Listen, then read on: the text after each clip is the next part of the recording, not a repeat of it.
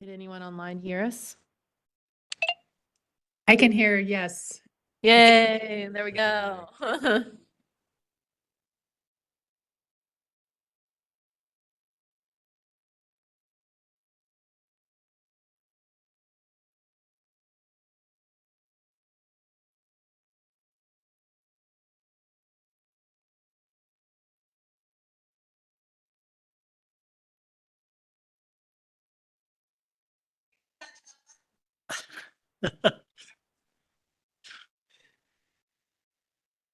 Okay.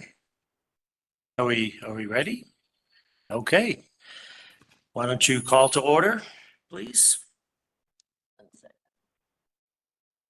Call to order at 7:08. Chair Williams, Here. Vice Chair Reese, Present. Commissioner Cornell, Here. Oh, Commissioner Dye, Here. Commissioner Glasser, Here. Commissioner Rivera, Here. Commissioner Herring, Here. Mayor Pro Tem Hold, Here. Commissioner Duggan.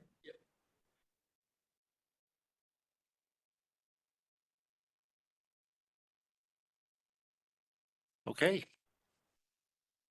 Is that- Stephanie's here. Mhm. Yeah, she responded. Okay, is there any public comment on any non-agenda items, anything that's not on the agenda tonight? We have public here.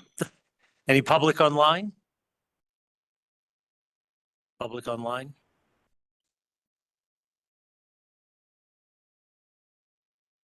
Okay. All right, we'll move on then to the approval of the minutes from the January 24th PC meeting. Anyone, I'm sure everyone has read them, and any comments, Comment corrections? because I wasn't here, but but they were about as good as it was the closest thing to being here. Well done. Thank you. I did make a couple corrections, Chair Williams provided, so you'll see a couple changes in the next minutes. Okay, anyone else have any corrections, comments? Otherwise, can we have a motion to approve the minutes? Okay, And that would include the corrections, correct?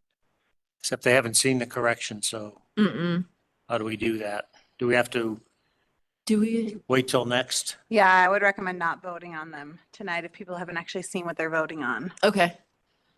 So we'll just, So we'll just, Unless you want to review all the amendments, but if there's a significant amount of changes to the minutes. I can read them. I think they're minor, so Okay. maybe if you just read them. See.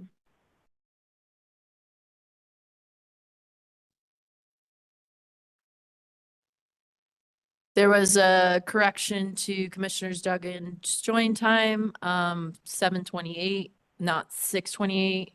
Page 10, Chair Williams asks LaFever if he had any, or if he had looked at any, and it was look and it should be looked. And just made the suggestion to put closed public comment after the public comment that used to be done on the minutes. And then I changed the year from 2023 to 2024 because I am now in 2024. Those were the only changes. I think I have one, but I'm trying Okay. right now. There's one where the word should be timeline, but it says something else. I thought I wrote it down, but this, not finding it right here. Okay. Let's see.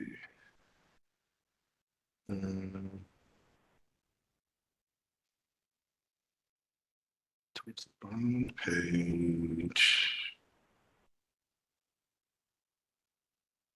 See if I can, it's got to be under the Teens Inc. section. Yeah, here it is. So it's on the bottom of page 13 and it says Vice Chair Reese asked what would be the trim line staff would want to return with this. And I'm pretty sure we meant timeline. You got it. It's on the about five sentences up from the bottom of page 13. Good catch. Okay, so we have a motion. Despite all these drastic corrections, I still make a motion to approve the minutes from January. I second that. Okay. Okay. Commissioner Cornell? Yes. Commissioner Dye? Yes. Vice Chair Reese? Yes. Commissioner Rivera? Yes. Commissioner Glasser? Yes. Commissioner Duggan? Commissioner Herring? Yes. Chair Williams? Yes. Okay. All right, thank you. All right, let's move on to informational items. We have an update on the comprehensive plan. Miranda, are you going to introduce this? Sure. So we actually have Aiden Eckhoff with SE Group who is here to provide an update on the comprehensive plan. Just a reminder that she's going to come every other month to provide a quick update. We are in the middle of doing the comp study survey. So she did provide some preliminary results. That was probably half your packet. So if you had the time to review that. But the survey is not set to end until the 13th, I think was going to be our end date. And the 13th is the date of a downtown sub area workshop. So would strongly encourage you all to attend that from 5 to 7, where we're going to really be looking at the CBD and downtown area. But I'll go ahead and turn it over to Aiden. Hi, everyone. Thank you, Miranda. We had planned on actually closing the survey on Friday, but if we feel that we want to keep it open to the 13th, there is nothing stopping us. So yeah, thank you for taking the time this evening to learn more about this. I'll just be going over some quick project process and then kind of digging into limited highlights, high level view of each topic of the survey. So we have, since that information was provided in your packet, we have probably gotten about 80 more responses, which is fantastic. So we, between the open house and the and the online survey, we're probably at about over 200 responses with this. So we think that's a great response. And I was just going through all of them. And as I'm sure you could see, there's some really rich information in there as well with a lot of the writing comments. Other project process items, we are pretty close to finishing up stakeholder conversations. 2 upcoming, we have economic development on the 6th and water and utilities on the 12th of March. And then as Miranda mentioned, we have the downtown workshop on the 13th, which at this point marks the end of public engagement as far as existing conditions go. But there will be more opportunity for public engagement as we get into, draft recommendations and smaller topic area focus groups. Any questions on that? Just large process related things. This is Chair Williams. I had a quick question. Mm-hmm. The time that this was printed out, there were like 98 responses. Is that correct? But then Yep. under some of the comments, there, I guess you used the ID for the number that they responded to, but it was like over 100 or 101. So I was sort of curious what the difference is in numbers. Yeah, I'm not sure exactly why that would be the case. I'll have to look at that. But yeah, so we've gotten, I want to say it's a difference between like a partial survey and a complete survey, but I'm not sure why, if there was only 92 responses, it would have 101 as the number. So I'm happy to look into that. We also tend to do, if there's any risk of, communities trying to, community members trying to stuff the ballot on a key initiative, we do look for survey responses from the same IP address. That if you have maybe 5 from the same IP address, we start to flag that and take a look to make sure that someone isn't voting again and again for the same one. So I'm happy to look into that.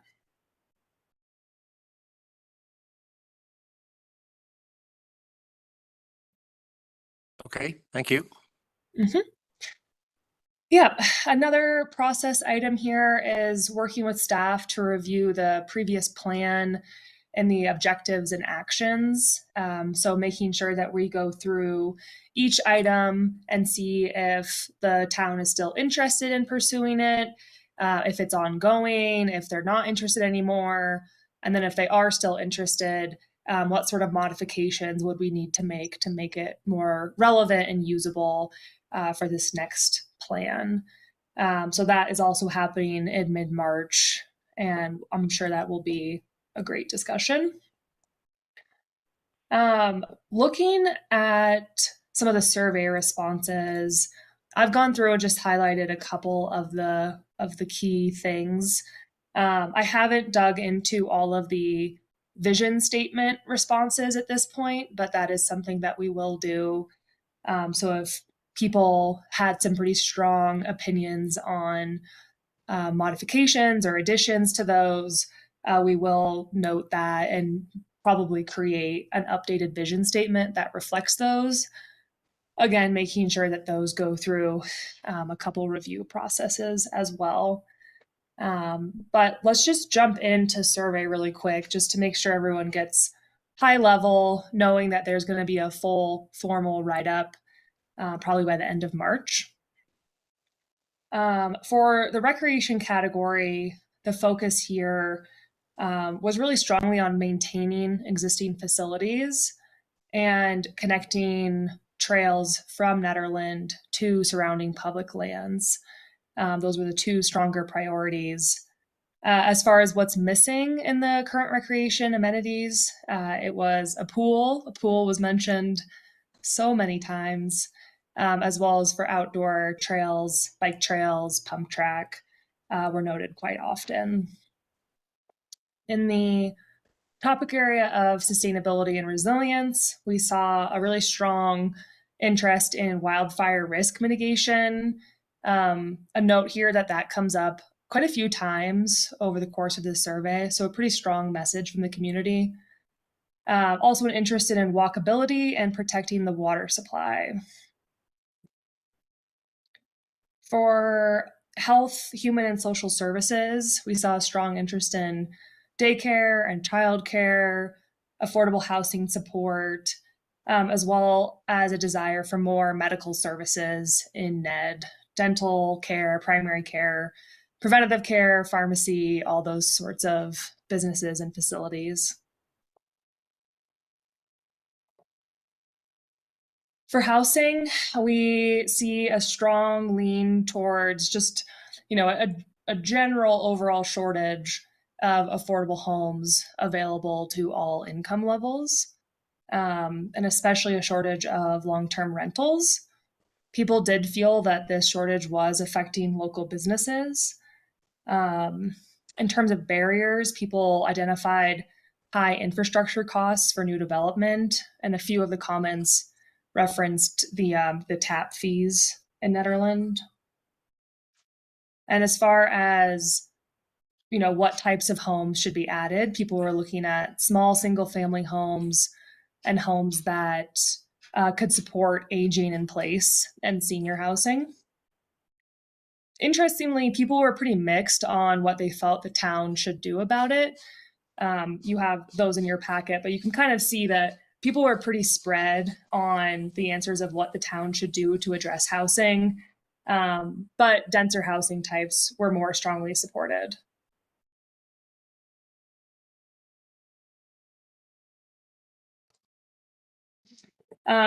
For governance, there was quite a few comments that people were pretty middle of the road on feeling informed about town happenings, and as well as their opportunities to provide input.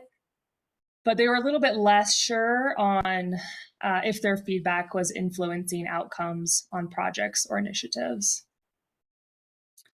For economy, we were seeing some of the desired businesses referenced in previous sections pharmacy, childcare, local food provisions, restaurants, and also a desire to leverage natural resources, arts and culture to drive people into town.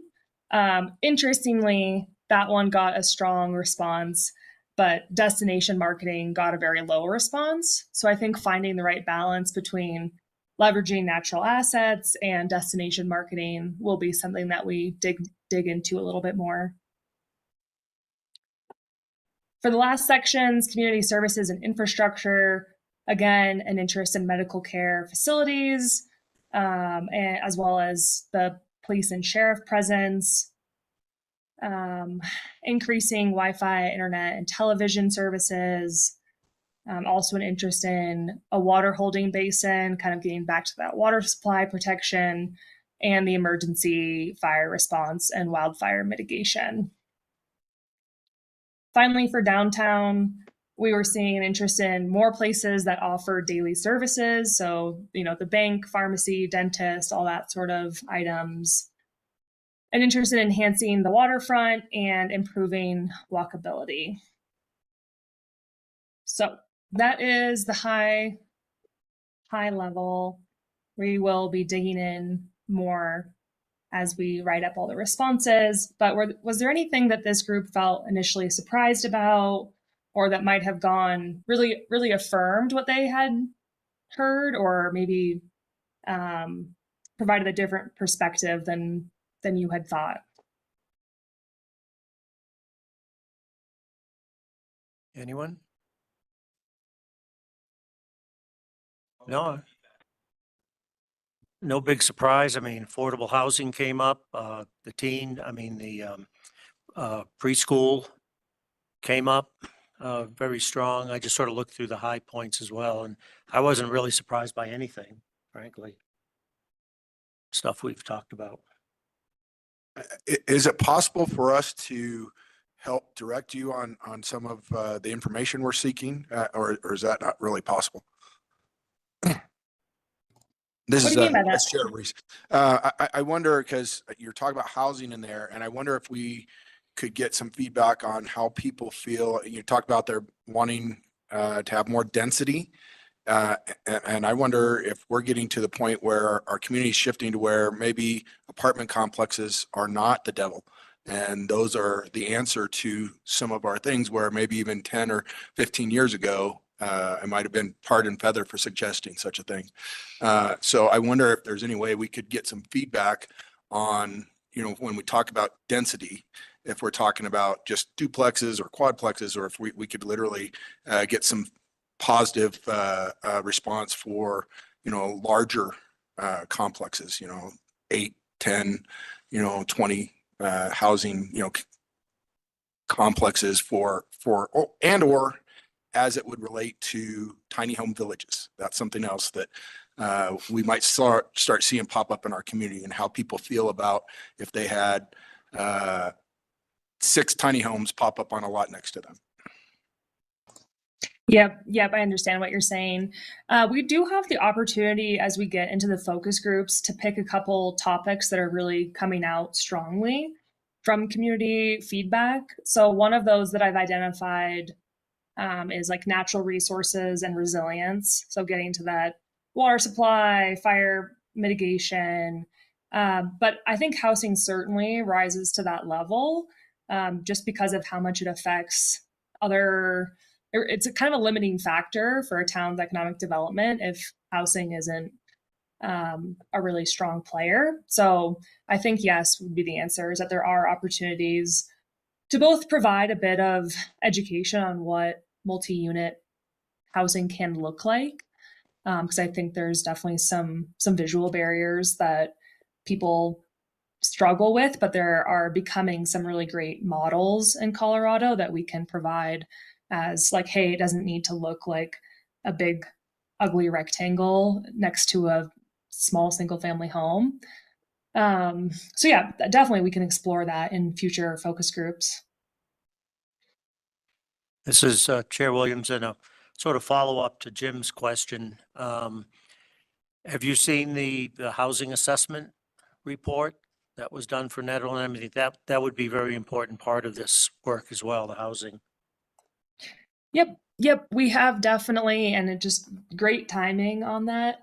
It was really great to have that wrapped up right as we were starting digging into existing conditions. So we will have at the end of this existing conditions memos for economic development, housing, natural resources,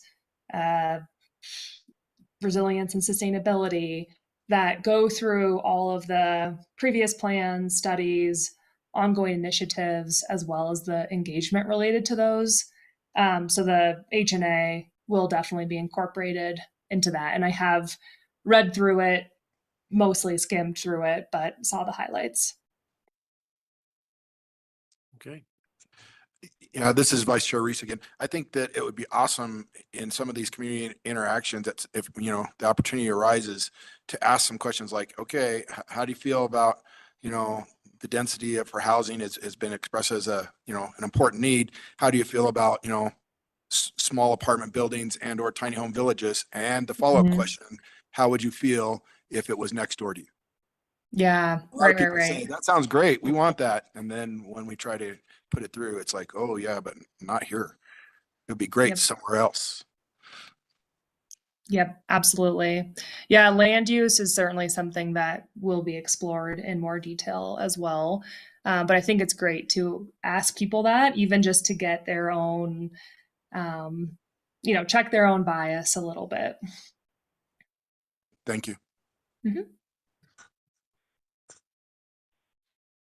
Yep. Go ahead, Roger. It's Commissioner Cornell. My question is, how do you determine or build the focus groups?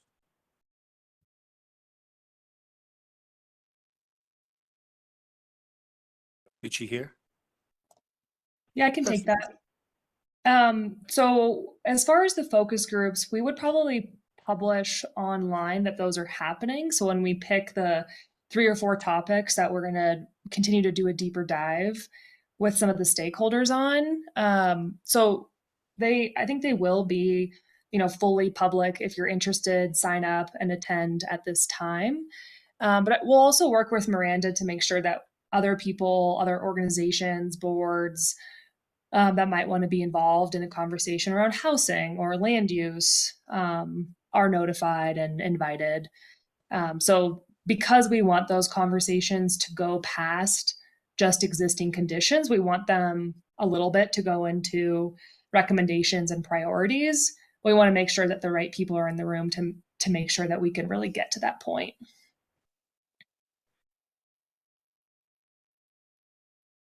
Okay. Anyone else? Questions, comments? Okay, if not, thank you very much for the work that you're doing. I think it's really gotten off to a really good start. And very interesting results to peruse through. Yeah, thank you. Have a great rest of your evening and your meeting. Thank you. Okay. All right, let's move on then to our action items for this evening. We have one on the docket tonight. It's the Wingate Minor Subdivision Continuance. And so Miranda, if you'd be so kind. Yes, so tonight we had anticipated presenting to you the minor subdivision application for the Wingate properties. Unfortunately, when we were preparing the agenda packet, we realized that there were some missing components to the plat that you would ultimately be voting on. And so we unfortunately are not at a place where we can move forward with having you vote to recommend approval with conditions or denial, because we don't have the complete plat language. Now, the kind of the survey lines and how the plat would be drawn up is complete. It's the language. And for us, it felt appropriate that you're voting on a complete plat. So we did already send out public notices. We also posted this in the Mountaineer and at the property that the hearing would be tonight. And so we're asking for the Planning Commission to vote to do a continuance for March 27th. That way there's an official record of that. This does kind of save town staff time. We would not end up re-noticing. While we would put it in the Mountaineer, we wouldn't actually send out new letters or post on the property with a continuance. And so that is something to consider in this vote, but we are asking that kind of you make that official vote to do a continuance, and there's motions in the packet. So happy to answer questions. Okay. Questions? Yeah, that's coming. Any comments from commission members or questions? If not, I will open it up for any public comment, but particularly slated towards a continuance, nothing about the actual application. Any public? Okay. I'll close the public comment section, turn it back to the planning commission. Any last minute discussion?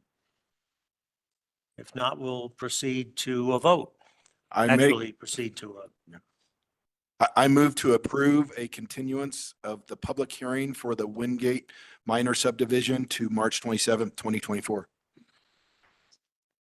Second. Commissioner Herring,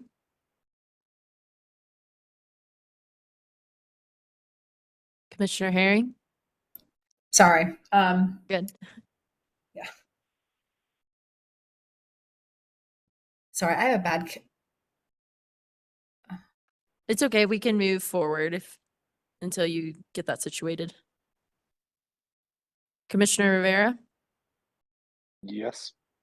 Commissioner Glasser, Yes. Commissioner Duggan, Vice Chair Reese, Yes. Chair Williams, yes. Commissioner Cornell, Commissioner Dye. Yes. Can you hear me now? Sorry. Yes. Ah. You're good. Yes. There you go. Thank you. All right. Moving on then to discussion items for this evening. We have one on the agenda, and this is a update from our subcommittee in the short-term rental ordinance subcommittee. And maybe to introduce, I don't know, Miranda will I'm going to introduce? take this one. Okay, All right, tonight before you have the short-term rental code amendment. We threw a lot in this aim, so bear with me. I'm going to review it in its entirety, and then the thought is to go back and discuss these options one at a time, but I just want to give you kind of the full scope. So I think it's important to remember why we're here to start. So if you recall, back in August 2023, the board started talking about possible needs to amend the code, the short-term rental code. Specifically, they were really talking about some of the challenges town staff faced, which was in regards to navigating some of the licenses, specifically the two primary licenses, some of the complexities there. The board had a desire to really look at caps, which is something other municipalities do, as a means of possibly limiting the number of housing stock that gets converted to short-term rentals. And then there was just community feedback that really safety was a concern, you know, things like fire ban or communication with neighbors and feeling like they wanted to see that strengthened through code. The Planning Commission helped to draft the first short-term rental code that was adopted in 2020, worked on in 2019, 2018. So the feeling was that the board wanted to send this back to you. Of course, this is a chapter 6, but really kind of trusted the expertise that you helped to guide the first one. So maybe we could evaluate where did the first one maybe have some gaps or miss the mark that we just needed to tighten up. So a subcommittee was created with Chair Williams and Commissioner Herring, and they've been working together primarily with Macy Caligaris, our town clerk, and Britt Demink, community planner, and I jump in when I can, as well as our town attorney. Ultimately, though, we brought it down to, again, what is the goals? You know, what is it that we're looking to address? Because ultimately, when you change any code, you really need to think about, what is it that you're seeking to do here? So we broke it down to 4 criteria. The first is that there was a desire to limit the number of housing stock that was converting to short-term rentals. We have a housing needs assessment that identified that we needed more long-term rentals or more home ownership opportunities. So that's something this ordinance was seeking to address in its amendment. The next option, or the next goal, was to really make sure that these short-term rentals were operating in a safe manner and that they were respectful of the community that they were operating in, the neighborhood they were within. We wanted to make sure that there was a means for neighbors to work with short-term rental owners when they had concerns. Really feeling like that was a barrier in terms of direct lines of communication between a neighbor and a short-term rental owner. And then ultimately wanting to simplify the administration of licenses for town staff time. So those were really the objectives set in place when we set out to kind of figure out what amendments are needed. We ultimately identified 4 options that we're really seeking your feedback on tonight, with the hope that we can narrow it down to one of these licensing options to move forward with for ordinance development. However, I want to note that in the charts you see, a lot of them have similar components. So I'd like to review the similarities that fall within options 1 through 4. Option 1 through 3 is actually keeping the primary residence criteria. So if you recall, what that is that owners have to bring in a proof of primary residence. And that comes in the form of their driver's license or their ID has to list their Nederland address, as well as one other supplement document, such as a motor vehicle record, a voter registration record, or a designated residence for income tax purposes. This would then demonstrate that the individual was the primary owner of their property. Where primary residence got complex for us is that we had these 2, where if you were primary resident, host present, you could rent all year long. If you were host not present, you could rent 180 days. Well, we don't really have a great mechanism to prove or demonstrate whether you're there or you're not. So we're feeling like in options 1 through 3, keep primary residence, because we don't feel like there's anything wrong with kind of the nature in which you might demonstrate your primary residence. Just let's not have the 2 categories. Just leave it as a primary residence. And then under primary residence, you would only have 1 license because you only have 1 primary residence. The next thing is caps. As noted, the board was really interested in exploring caps and how caps might work. And why we're looking at caps here is it does help to meet that goal of ensuring that there's really a limit on housing stock that is converted to short-term rental in order to promote the goal of allowing more long-term rentals and home ownership. We also are recommending having a cap be a specific number. Some communities do percentages. We feel like it should be a flat number because we don't want to be constantly recalculating every time a property is added or a property is removed. We constantly have to be recalculating. So we felt like a cap was the best means to do this as a flat number, and that flat number be 60. So 60 is just a little over 8% of your current housing stock. And 60 also allows all current short-term rental owners to convert under any one of these structures to maintain their license, whether it's 1, 2, 3, or 4, and it opens up 6 more. So 54 would automatically get licenses under this new structure. 6 new could come online under a lottery system. So any jurisdiction that has a cap does a lottery so that, it's not a first come, first serve. You get a time period in which you apply, and then you can, under the lottery system, it's kind of a random selection of who gets that license. So there is a cap for pretty much all of them, but again, I'll go through each structure here. We talked about notifications to neighbors. This was really important in addressing that communication barrier, that when a license was issued, all short-term rental owners within 300 feet would receive a letter that explains what are the rules and regulations for short-term rentals, who's the short-term rental owner, what's their contact information, who is their emergency contact that's local, and you would know how to contact them directly. As town staff, we're always here to help navigate any challenges, but of course, kind of under the desire of good neighbors and good neighbor guidelines, which is really kind of a tenet that's core to the Board of Trustees, we want neighbor to ideally work through challenges. So giving them the means to do just that. All short-term rentals would require a bear-proof trash container. That was very important, and actually complaints we had received for short-term rentals now. And so there's a pattern for us in that, guests don't realize it. They bring their trash out having no idea that maybe they're bears, and the bears are in the trash the next day. So that was important to require for all owners. That there's a fire ban tied to all short-term rentals, and that would prohibit open burning or the use of open flames such as fire pits at properties. And the last one is a minimum of documented stays. So this one's a little unique. We use a software called Host Compliance, which allows us to track rentals. but there's no software in this world that will tell you exactly how many days someone rents. And so we've always felt that it's important to move away from a days rented structure because it's yet another mechanism that we can't track. But we can track documented stays.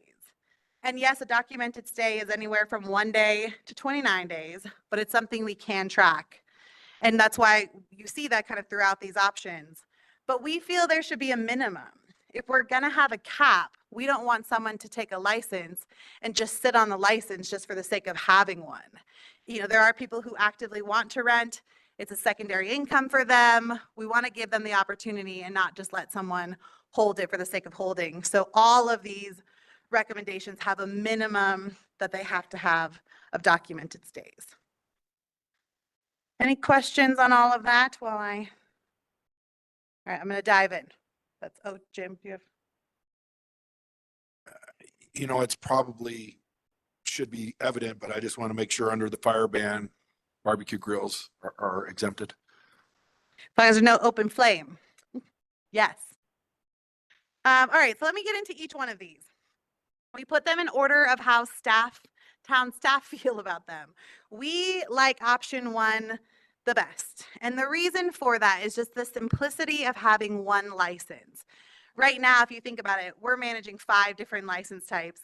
There's a lot that goes on when you're looking at different license types that have different requirements and different days rented. There's a lot that goes into having multiple licenses. So we really are pretty jazzed about one license, no more than 60 total licenses as the cap. We feel that this is the best way to really handle all 4 goals and also kind of remove any of the complexities that fall with multiple license types. It's easier on the homeowner.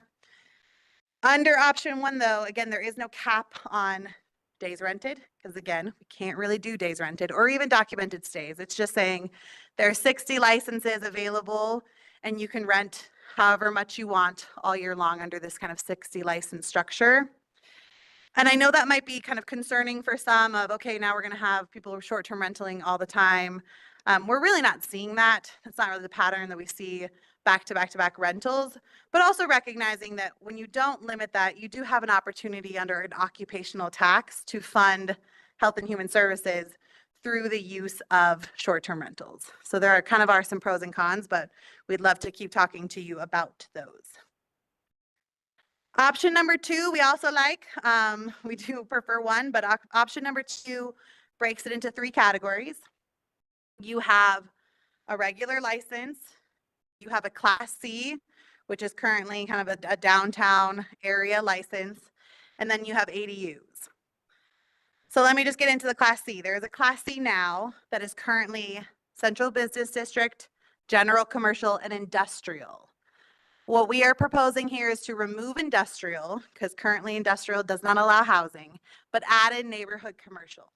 And the reason we feel that that should be added is under your current use group table, hotels and motels are allowed under SRU and general commercial, CBD, neighborhood commercial. So it feels consistent to allow short-term lodging in all formats in those 3 zones. So that's a quick change there.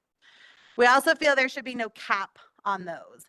And the reason for that is, you know, when you have people typically come to your municipality, you want them downtown, you want them spending their money by our businesses, you want them in those commercial areas from an economic standpoint. And so we feel there shouldn't be a cap on how many.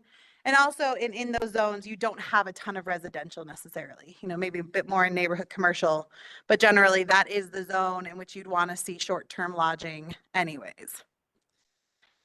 The reason we broke out Class A is there's really a desire to be mindful that you don't want to have a primary home and an ADU both rented as short-term rentals. So if you recall, when you worked on the ADU housing ordinance, your recommendation was that you couldn't rent both the primary and the ADU. The board reversed that decision and they said, yes, they wanted both to be able to be rented. But I think under this ordinance recommendation here, you can still kind of control that where the primary and the ADU are not both short-term rentals, but perhaps the primary is a long-term rental and the ADU is the short-term, or flip the other way around. And you're not looking at two structures on one parcel being short-term each. So that's the kind of the reasoning for breaking out the ADUs. But you couldn't have, under any of the new possibilities, you couldn't have a long-term rental as, say, the main house and a short-term rental as the ADU, because then it wouldn't be a primary residence, right? Yeah, you'd have to indicate that one, well, the primary residence would have to be tied to whatever it is that you're seeking the short-term rental for. Right. So I couldn't live in Texas and then rent out my property that's a house plus an ADU as a Correct. short-term and a long-term. Correct. So that is under 1 through 3, but we'll get to 4. Under 1 through 3, we're keeping the primary piece in place. So number 3 is the removing the Class C and just keeping the ADUs and the primaries, and or in the general short-term rental. And I just want to note, under both 2 and 3, we're still saying no more than 60 short-term rentals, but it's a combination of both. So it could be 40 general and 20 ADUs, but still no more than 60 altogether. All right, option 4. So option 4, in essence, removes kind of the kind of ownerships pieces. And so we have this qualified occupant and non-occupant. And so what this is that there isn't a primary residence component to it. But we're really looking at this as kind of a host present, host not present type situation, where under the qualified occupant, the host would need to be there, whoever the host is. And so in this circumstance, it could be a tenant who serves as the host, because you're the person who lives in Texas who long-term rents and short-term rents. And so whoever your occupant is then becomes the host of sorts. Or you have the non-occupant, where the host is not present during that time in which you rent your building, which is a bit of that host not present and also kind of secondary homeowner kind of combined. And so this does remove any of that primary resident component. I realize you could splice these 4 in many different ways. And so again, this is just 4 to get you started. We'd love to walk away tonight knowing which direction we're going, but I think there's great value, and let's talk through them one at a time. Let's pro-con them, and just to kind of, I think that's the cleanest way to work through all of these options. Just a few more things though I do want to note is we just put a reminder of how many short-term rentals. Just a reminder, we have 54. Under any one of these structures, there is a grandfathering piece that you could consider. Like, for example, a secondary homeowner, we have 6 of them, would not fall under an 1, 2, or 3. They wouldn't fall, they don't have the primary license component. You could choose to grandfather them in and then just say, you know, anyone who had these licenses before X date will continue to operate, but upon surrendering that license, anyone who goes into the lottery has to meet primary residence. So we just want to reassure anyone who might have a license and are worried about how it might fit into the structure. We do feel that there's value in having some grandfathering language, since we're not mirroring any of these kind of current license breakdowns. Again, we just recapped what's our goals here and our solutions, all 4 options before you meet the goals. So that is now on you all to help us narrow it down. Again, I think ultimately our question is, what license structure do you recommend we move forward with? And also, do you have any other recommendations, comments, concerns about the other things that we added in here, like the fire pit, bear-proof trash container, notification, and the minimum documented stays? Turn it over to you. Very good. Thank you. Before we go around, I just wanted to repeat what Miranda said, that it would be excellent for the subcommittee if we could get not just your reaction to each of these, but maybe a combination, or tweak them, or try to at least narrow this down, because the subcommittee felt we were kind of going around in circles, talking about all of these things, and we felt that it would be better to get your input to make sure we're going in the right direction. So with that, we'll open it up for. I wanted to also point out that there was one option that we discussed that for some reason didn't make it tonight. But last time we had talked about this, we had discussed, rather than doing a cap on licenses, or maybe in addition to, doing much like they have a minimum number of stays proposed here, do something along the lines of a maximum number of stays. The idea being that by capping, the town has been very clear, we do not have the software or the ability to track the number of days rented. However, we do have the ability to track the total number of stays. And the idea being that we could potentially combine this with a cap or not have a cap at all and simply limit the total number of stays which someone is allowed to rent. The idea being that if that is capped, then the sort of the economic incentive to do STRs as a commercial enterprise would be limited and be less attractive. But for people who are homeowners interested in supplemental income, it would still be a viable option. So I'm not sure how that one got dropped, but I did want to flag that for the rest of the Planning Commission, that was another option that we had discussed. And Thanks. I apologize, Stephanie. So I helped to kind of draft this, and I know I wasn't at the last meeting. I think maybe one comment to that, though, is still make sure you're always going back to your goals. Like, what is the goal? So if there's a desire to cap, I think you need to make sure that it's still meaning the spirit of the intent. And so if the cap is to help to encourage more long-term homeowners or long-term rentals or home ownership, then that's great. But capping just to cap, those are things we have to be careful about. Just capping things just to do it doesn't necessarily always meet the goal. And I'm not saying that Commissioner Herring's recommendation doesn't meet the goal, but something you should talk about with anything you're looking at tonight is, does it meet one of the 4 goals or criteria that we're looking to meet with this ordinance change? Well, I think, Stephanie, that does sort of meet the goal of encouraging more long-term rentals if you can't short-term. Right. Now, the idea was that it was specifically, that one is specifically targeted at that first goal, limit the number of housing stock converted to SDR. And that the idea being that it would still be viable as sort of in that supplemental income, depending on how many stays, you set it at. It could still be supportive of those who are, kind of permanent residents looking to supplement income, but less viable as a commercial enterprise.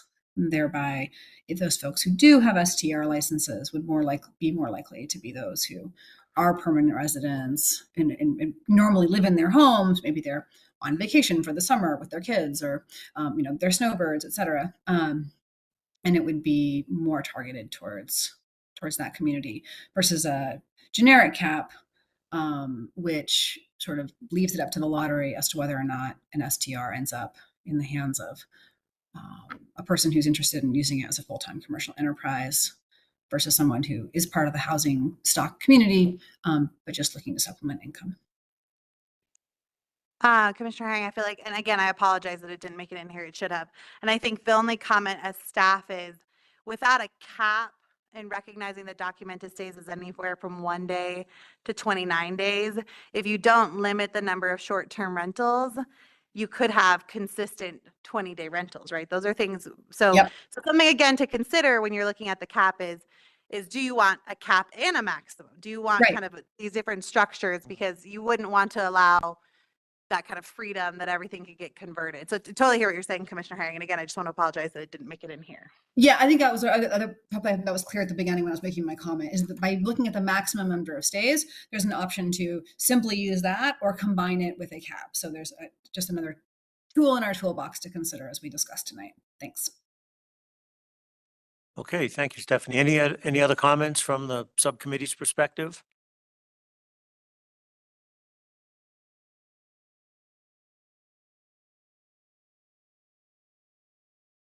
Okay, guess not. Okay, let's open it up for questions and comments. I think, Tom, you had your hand up first. Yeah, early on, we had this discussion about owned in your own name versus LLC. Are we past that discussion, or is it a non-factor in any of these? So we're not factoring it in. And so how current LLCs are handled, well, take it back. So LLCs, you know, when you have the primary resident component, we turn to an LLC to kind of figure out, you know, who is that registered agent or whatever the official term is under an LLC, and then having that person provide all of the primary residence documentation.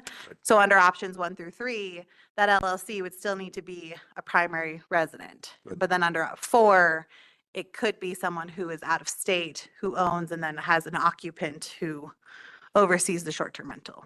Okay, Unless it was Class C. that's right. correct, Under number 2. Thank you, Macy. And then you had recommended option 1 is your favorite choice, mainly for simplicity, or if you had to put it on a scale of 1 to 10 in terms of how much you prefer this, where would you put it? I'll turn that over to Macy of a scale of 1 to 10, how much she prefers 1 over all the rest. And why? Yeah, my preference is number 1. I just see just been really difficult the past 2 years to manage the 5 different license types and all the different requirements for each license type. And I don't know, just doing research, talking with compliance software providers, and other municipalities about their regulations. I just feel like a more generic, like 1 license type, and don't limit the amount of days they're renting, and have certain requirements that they should follow, but kind of simplify it in a way. Maybe I could just add, you know, as the clerk before Macy who implemented, you know, I was the clerk that put short-term rental into effect after you all adopted it.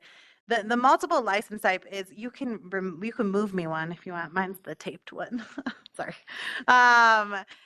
You know, in having multiple license types, you know, again, it's then looking at each one differently where, you know, I think all short-term rentals operate the same. You know, they're all operating under the same way. And so to me, it was always like, when we realized we couldn't do a day's rented, that was the whole point of that ordinance.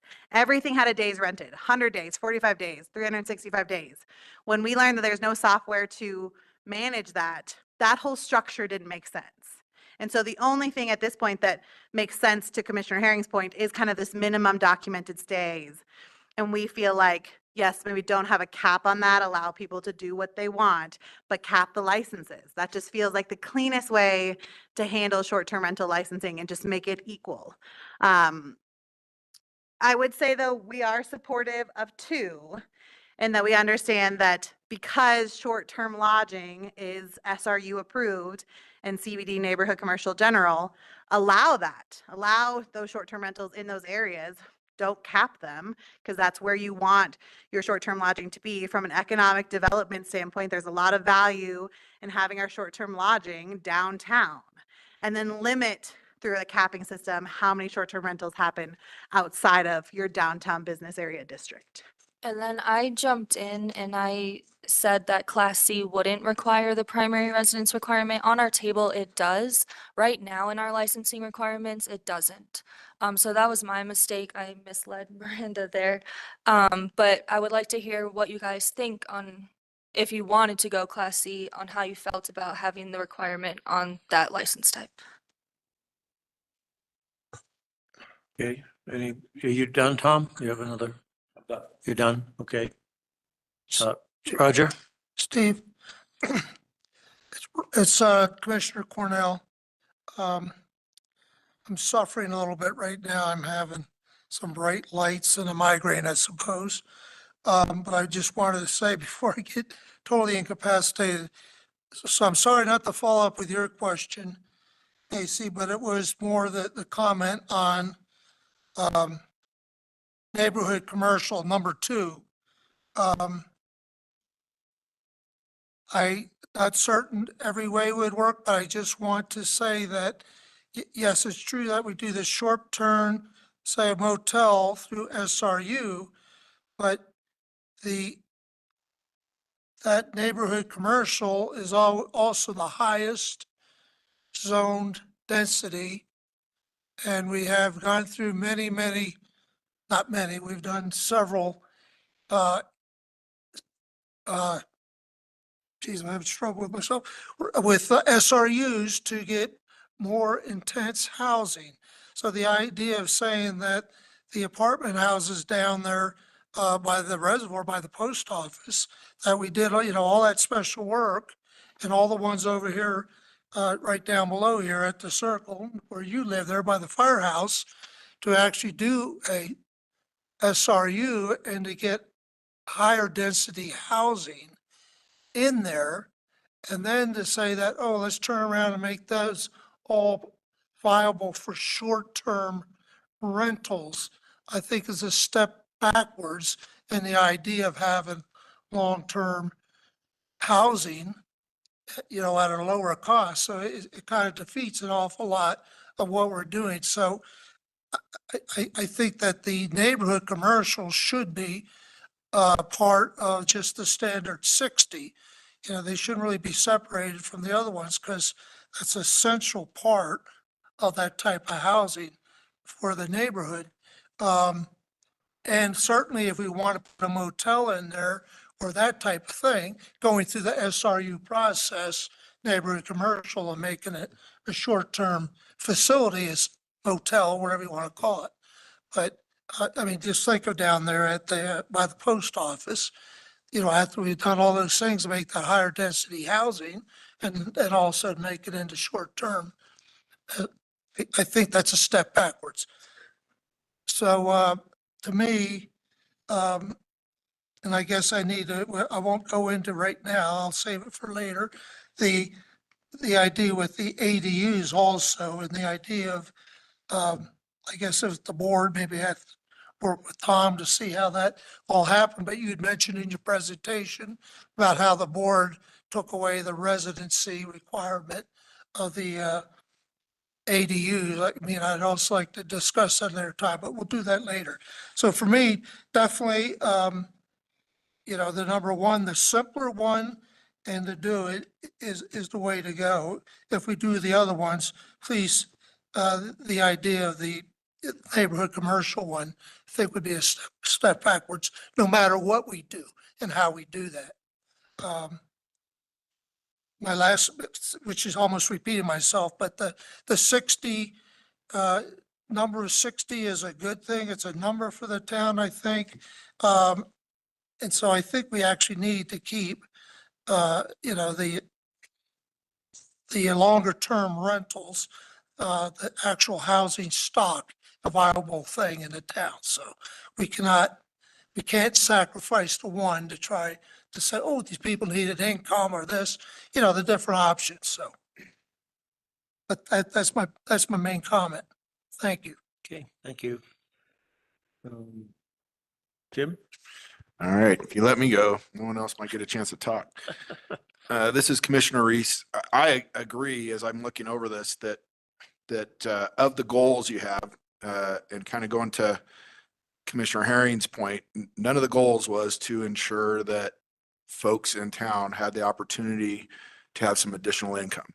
The 4 goals that we have there are to limit the number of housing stocks, ensure that they're operated safely, that there's a means for the neighbors to work with STR owners, and simplification of administration of licenses. I think number 1 does all of that.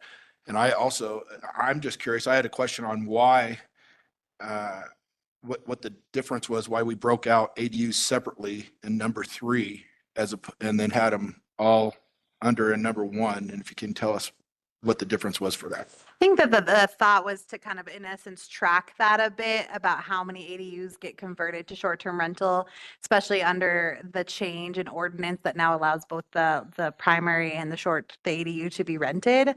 I would guess that really it's more kind of from a data collection than anything, because ADUs are kind of in many ways, the new housing stock approach that a lot of municipalities are taking. And we are very pro ADU. I mean, we really removed a lot of barriers from that. But I think as we encourage people to construct ADUs, I think that the intention of the Planning Commission and a bit of the board is to not see all those ADUs then convert to short term.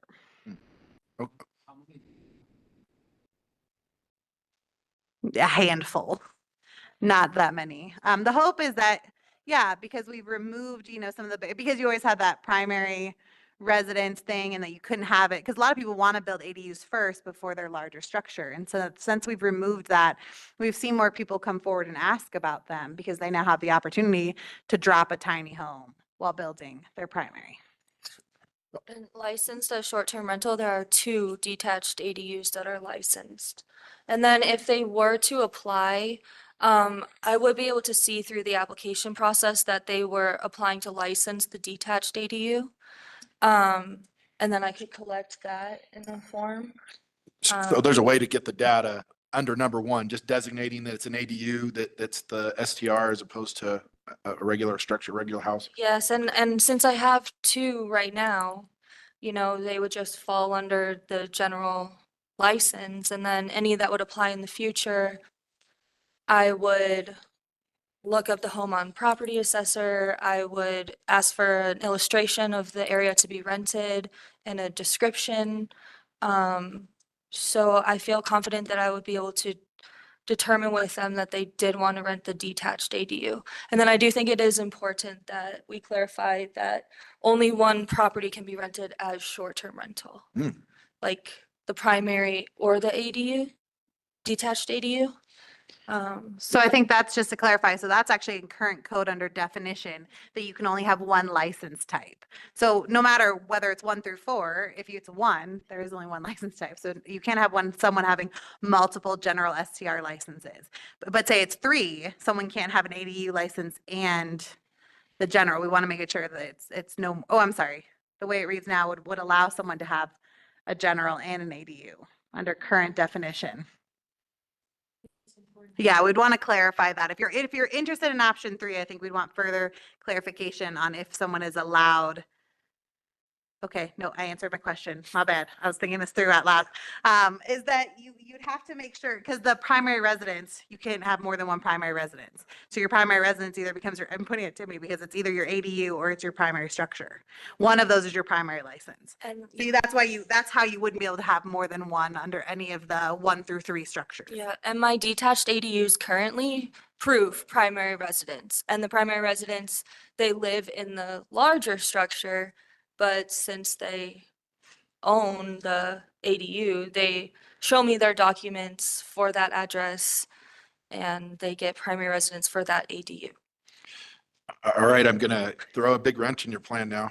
So if we're meeting the goal of limiting housing stock by capping it at 60, which I think is a great way to do that, I think that is the most streamlined way to preserve housing stock for rental and purchase of new homes in our community. Why do you need to be a primary residence? If we're controlling housing market through there, what does it matter if somebody out of state has it as opposed to? I wanted to clarify something too, Miranda. You guys have these 4 things listed at the top of this particular meeting notes, but this is not actually the guidance that we got from the BOT.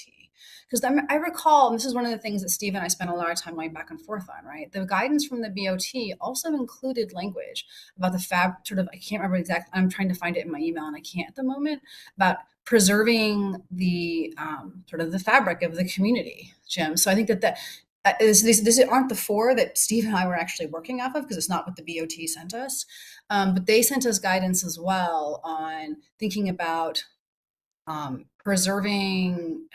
I'm sorry, I can't find the language. But Steve, yeah, I know what you're talking about. So I think the Board of Trustees had an interest. There was an interest of the Board of Trustees that you potentially needed to own your home for X amount of time before you could rent, that it really needed to be an established member of our community. And I think that's what you're talking about with no, the but framework. it was some kind of, Steve, help me out here. It was some kind of language around maintaining some of the, kind of the fabric of the community, and the idea that these STRs, the implication underneath it in the guidance was that the STRs would not just all be commercial enterprises. And so it was beyond just a pure numbers game.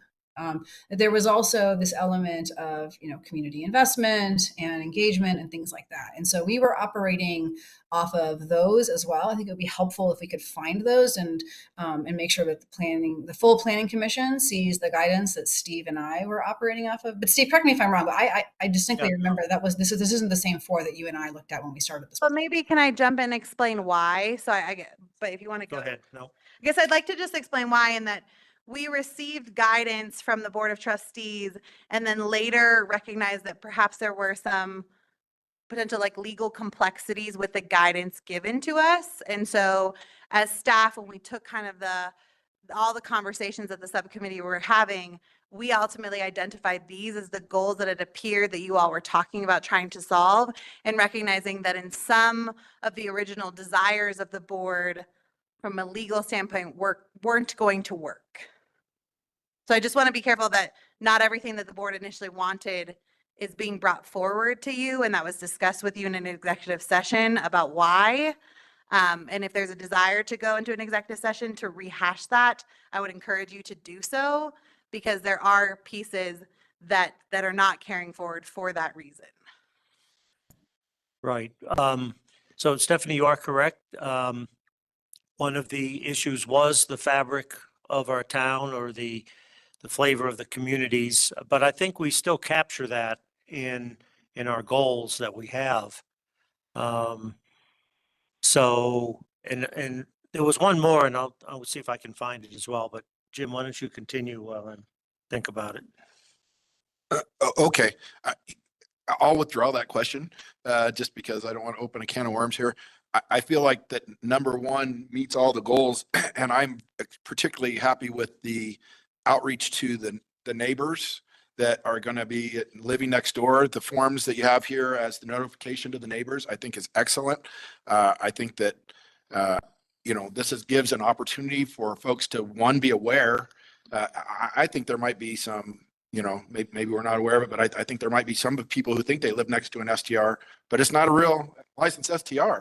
And so they don't get that notification from you that there's one. And then there's some kind of party and they're grumbling and sending in, complaints to us about the party house next door.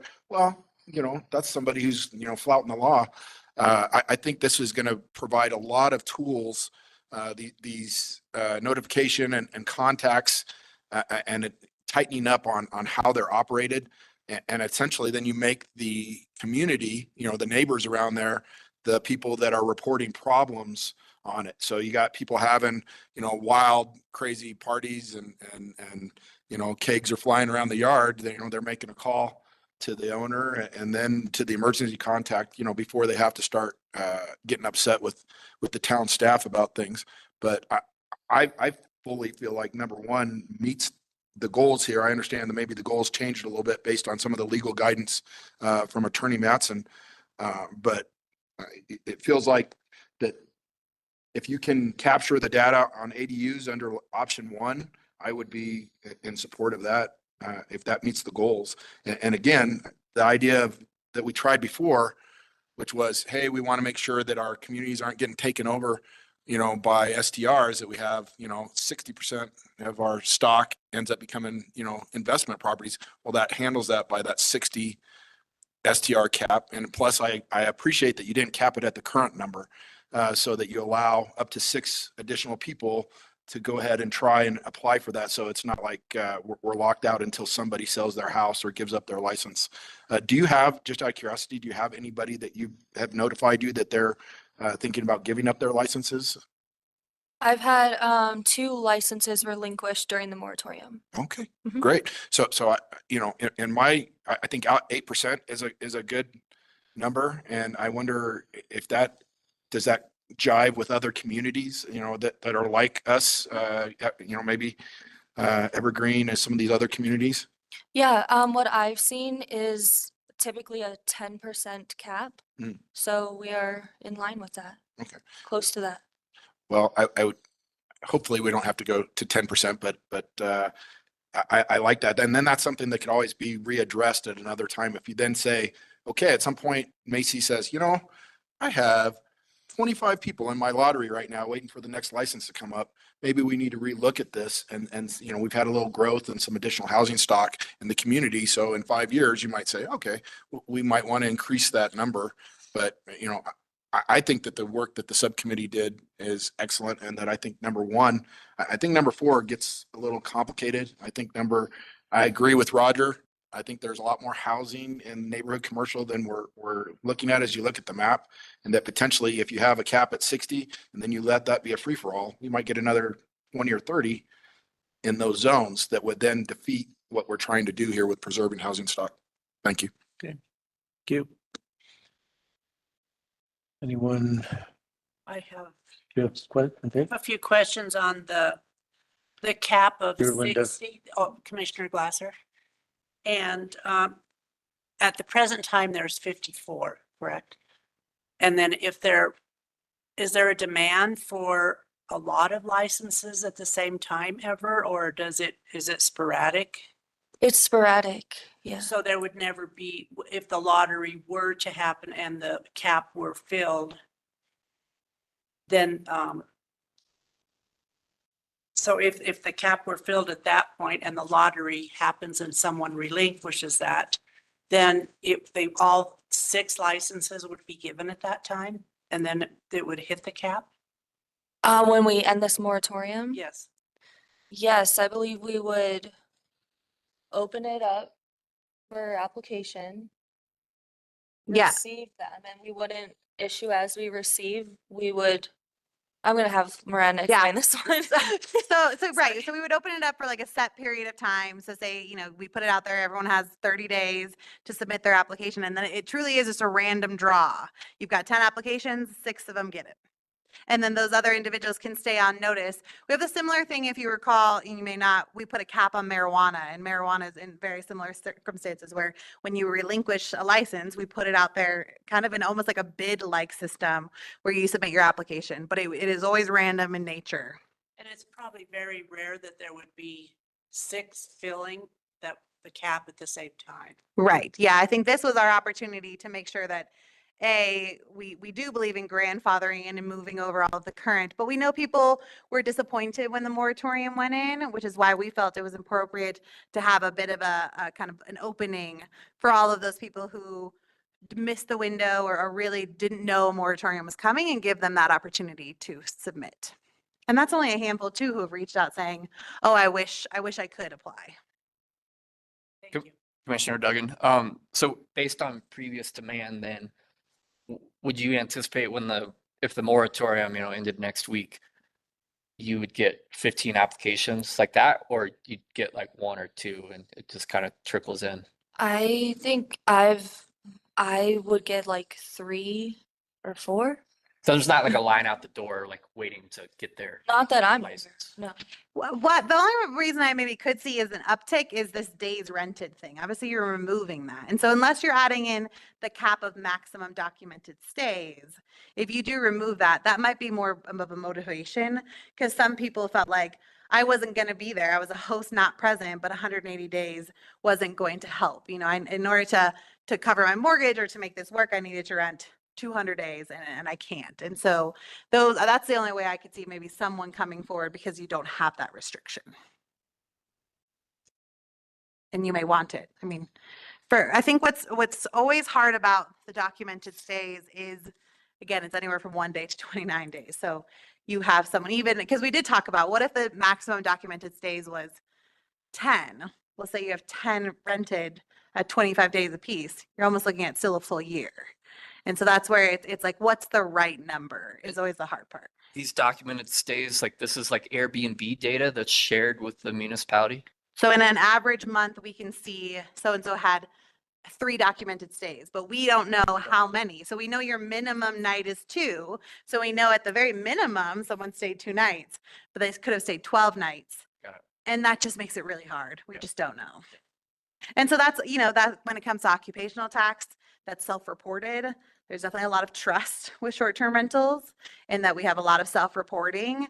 But even days rented, it was too hard to know. And so we were always operating kind of with this bare minimum structure. So it's like, that's why our head goes to just have a minimum documented stay, because it's really all we can kind of control at this point.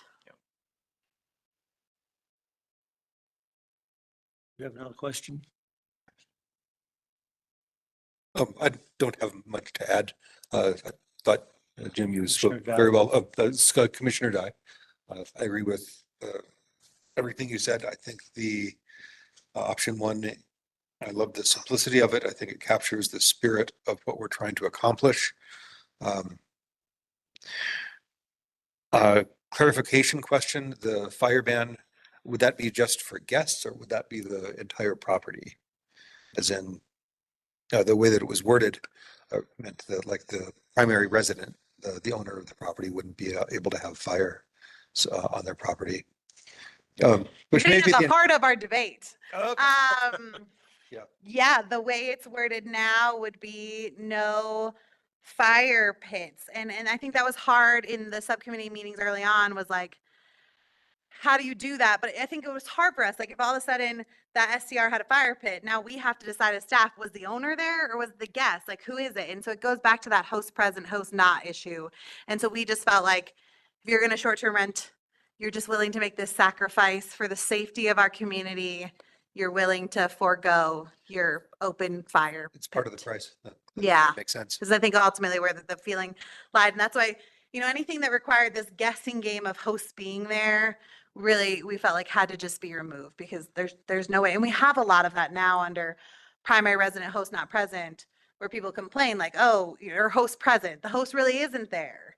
But we're not going to go knock on their door all the time to be like, are you there, Mike? It just doesn't Yep. work. Totally. But the enforcement of like the fire pit thing, if you say guests cannot have open flames, but the resident who owns the house can, I think that's easy to enforce because it's going to be the neighbor that's enforcing that, right? Right. So if they saw an open flame, whether it was the owner or the guest, Right. That's the difference. they could make a call and the fire department or the police department would know this is a registered short-term rental and it's not allowed under code Right. and a municipal violation or whatever that might look. I think it would be a violation of their short-term rental license that we would see. But yeah, that's why it's easier to just say no fire pits. And again, you're making that agreement because you want to short-term rent.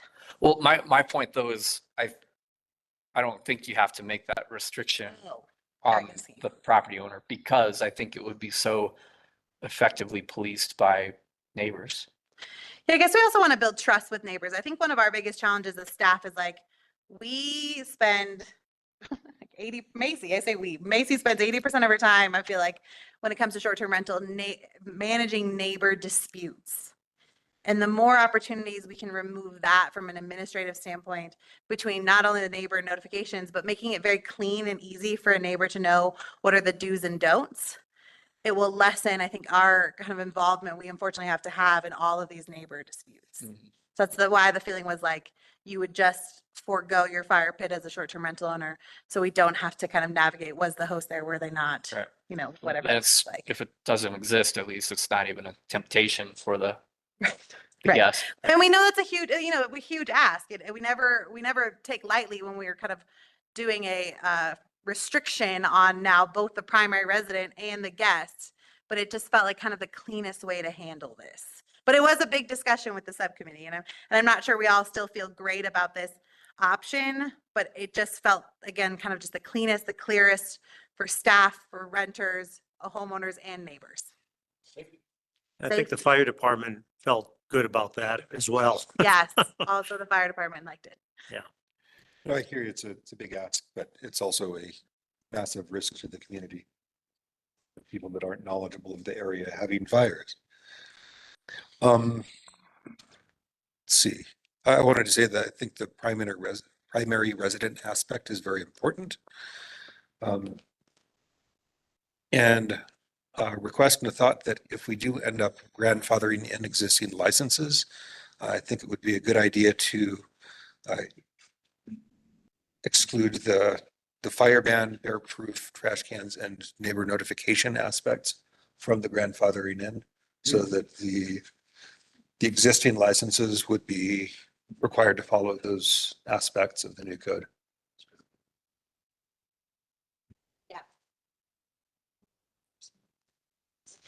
This is Commissioner Reitz.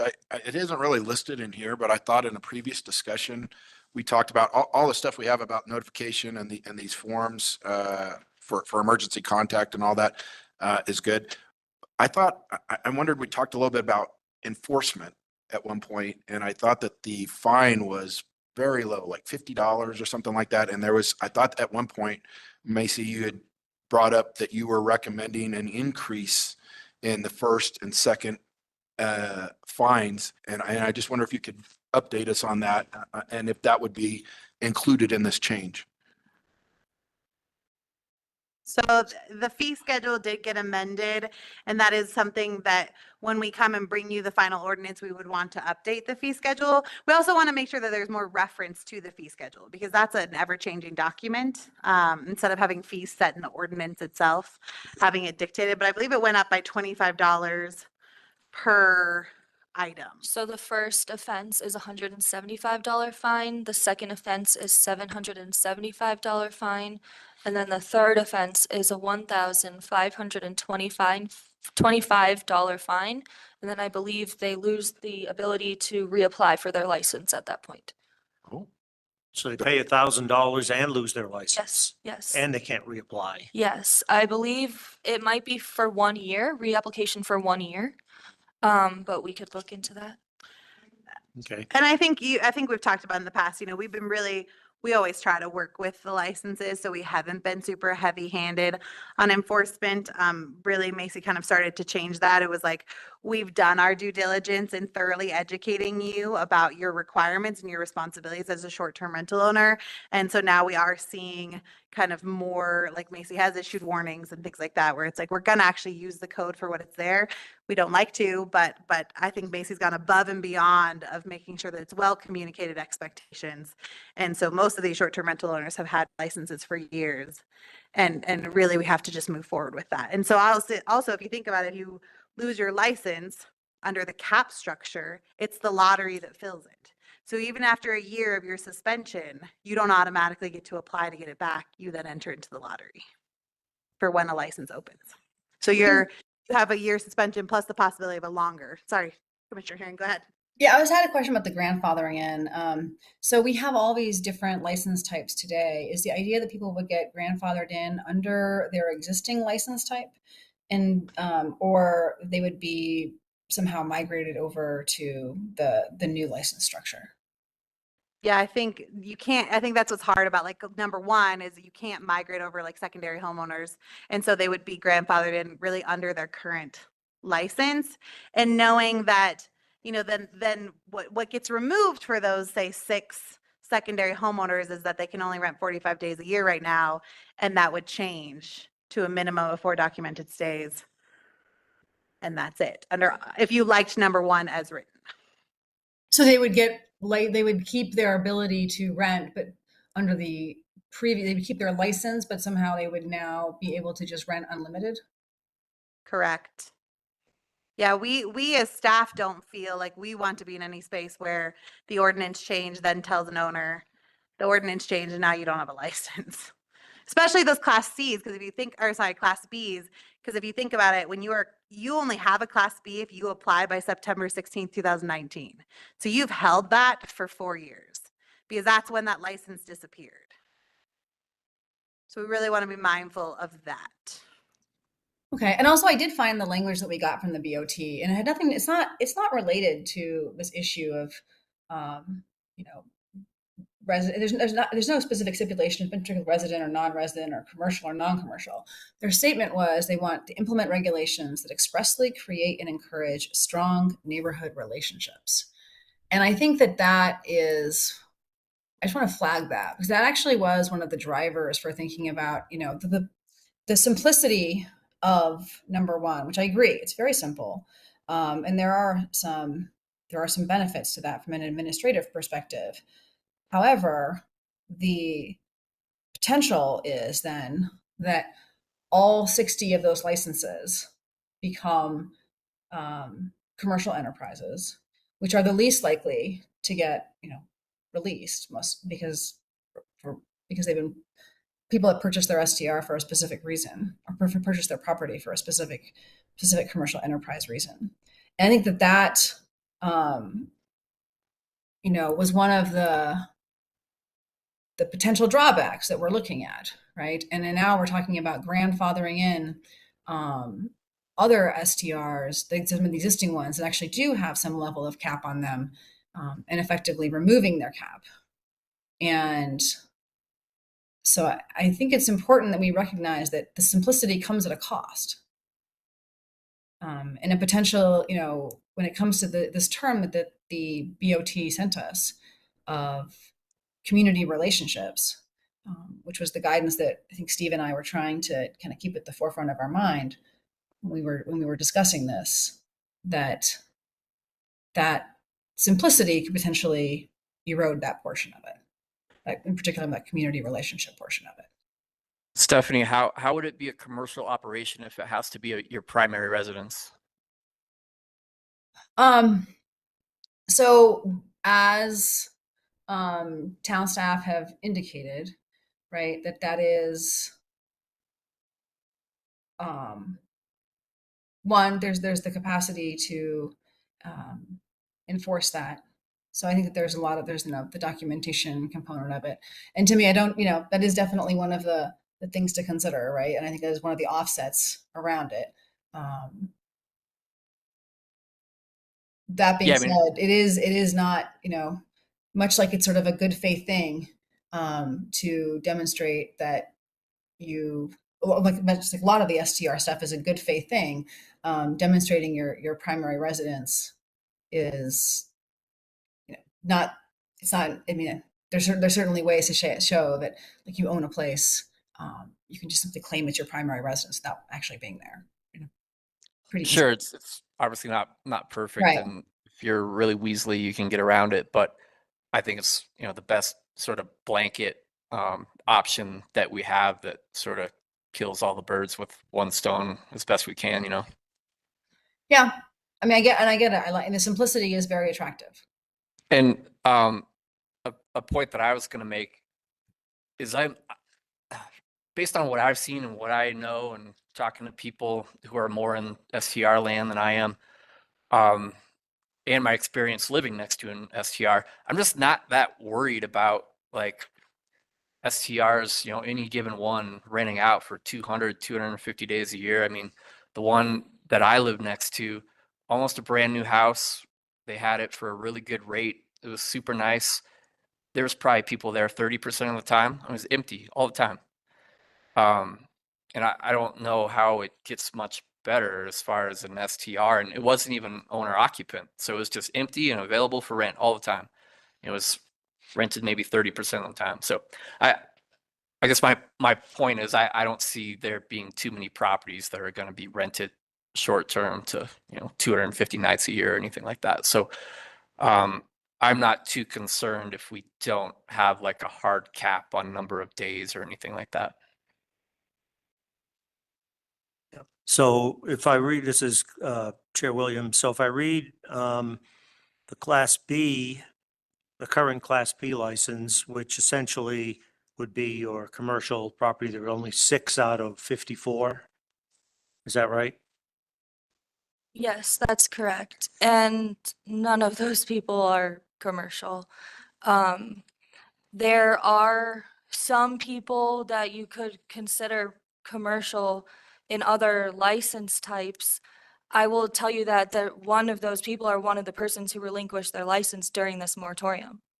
So there's that. So it's 5. Yeah, and I guess maybe I would agree with Macy. I think it's hard. You say the term commercial, and technically, sure, this is their secondary home, and they're using short-term rental to make money. But I kind of feel similar to Macy that I'm hard pressed to call those commercial because they can rent for 45 days. And it's yeah. so limited. So the Class B, there's 6 of them. They can rent for 45 days. I've never been able to tell how many days they're renting. So that seems like a pointless requirement that I've never been able to enforce in 2 years.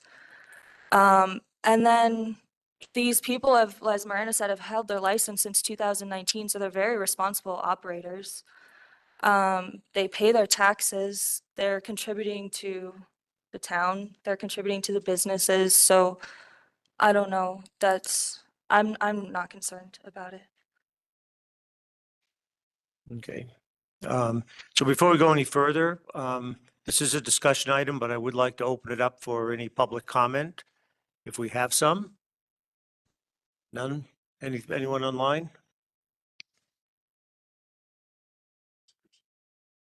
Yeah, and then I was going to bring it back for final.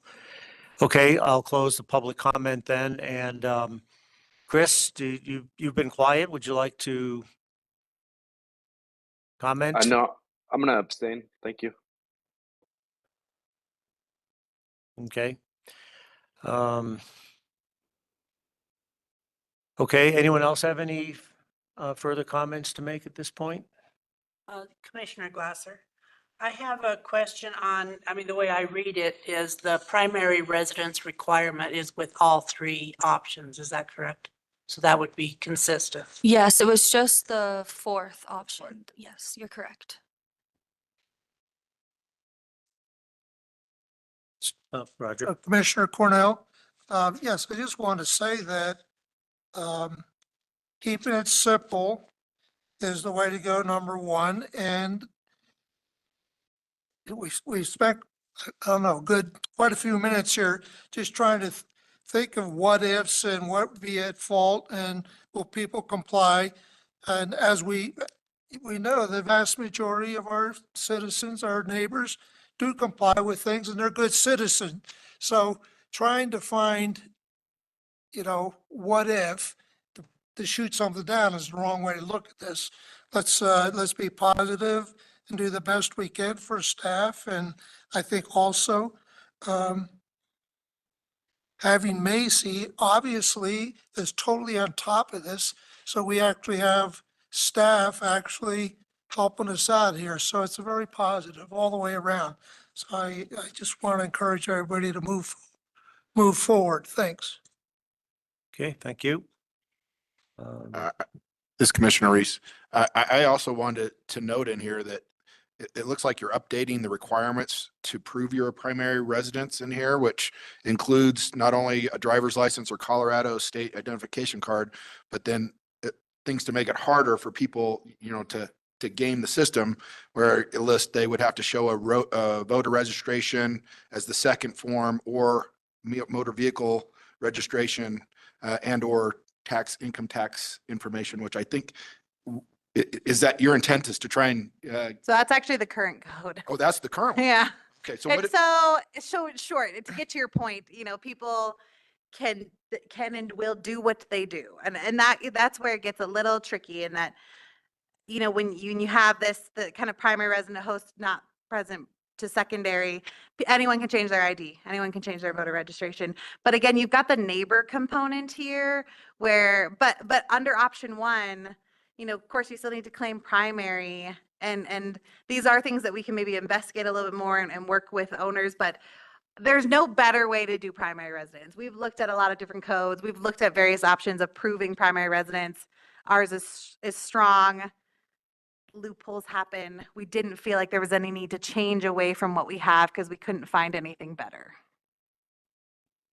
Okay, thank you. Well, it seems like then you've looked at compliance at multiple different ways, and then we're landing and we're coming back to the caps, the main compliance to preserve housing stock. And if people are going to abuse it, some small percentage, 5% of the 60, a couple of houses, somebody is abusing it, that's okay, because we're controlling it with the cap of 60, as opposed to if there wasn't a cap, it could potentially become, we might have 80, 100. Right. And I think where the primary residence kind of currently now is just like the tie back to days rented. And that's where it gets tricky. Like, if you have a cap of 60 and everyone's a primary residence, whether they were insincere in that documentation, if they're then running a short-term rental that's got issues, noise complaints, partying, whatever it is, we're going to catch that in some other capacity, and so, yeah, unfortunately, we wish there was a way to tighten it up, because we did tell you that was a concern of ours, but there really just isn't better language out there. A lot of municipalities do something similar, and this feels like it still works for us, and using the cap, to your point, does give us other mechanisms to maybe catch short-term rentals that are not meeting the spirit of our community, the spirit of our neighborhoods. We don't want party houses in Big Springs, and we're going to address that appropriately through other channels and using the kind of suspension and violation system, because it does say you have to be a respectful neighbor. There are guidelines of what it means to be a respectful short-term rental owner, and that's what we hold you accountable to. That's awesome. And I think that once this notification process, and once you give the neighbors, okay, they know that you're an STR. Oh, here's the information. Here's who I can contact. And here's the guidelines on when they're violating. And you kind of turn the neighbors into the police force to let you know if you got a bad STR. And I want to keep coming back to Macy telling us and Miranda telling us, we can't track the days stayed. So this is our best option and we're asking for it. And honestly, anytime the staff who has to do the work and enforcement say, we've looked at this 6 different ways and this is the way that we strongly recommend, you got my vote. Thank you. Okay. Any other comments at this point? I had one question, Miranda. When we talked about this, we'd also talked about doing a town map of the STRs. Did we ever figure out if that was feasible? Because I mean, yeah, the good neighbor guidelines are so important, right? Totally agree with Commissioner Reese on that one. We probably should do one more look at those, Steve, and the subcommittee, just to make sure that they're where we want them, because we didn't spend as much time, I think, updating and refining those and make sure those are. I think that they're really critical to this whole package. But did we ever figure out what the town map situation would be, Miranda? Yeah, so I think the town map, the complexity that came up with the town map was, as people are curious, they want to know where the short-term rentals are, and then they became like a privacy thing. And so we were encouraged by our attorney to reach out to the jurisdictions that have their maps. And I'll be honest, I think that fell off. And so happy to pick that back up and reach out. I think it was Durango that had a map, just to really understand how are they weighing out the privacy to the community's desire to know where licensed facilities are. And so we would be happy to bring back an update on that the next time this comes before you. Yeah, I think it's a good idea to pursue that. Go ahead, Stephanie. Oh, this is Jennifer Madsen. Ah.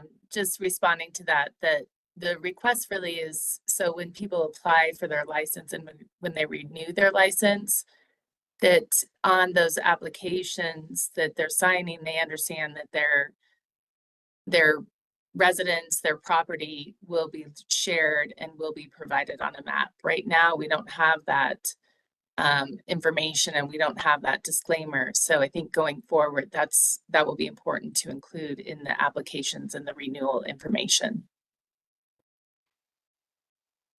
Thanks, Jennifer. I guess from the other commissioners, are there thoughts on whether that is something of value that we should pursue, or do you think that the town, the good neighbor guidelines are sufficient? Be helpful for Steve and I to have your input. This Commissioner Reese, I don't know that it matters, because if I live within 300 feet of an STR, I'm going to get this notification. And so I'm going to know who the neighbors are. I think all that is a tool for people to look at and say, oh, here's a cluster of STRs in this neighborhood. Oh my gosh, look at, there's no rental stock in this neighborhood because, there's 6 STRs right here. My goodness. So I don't know if it provides that much value.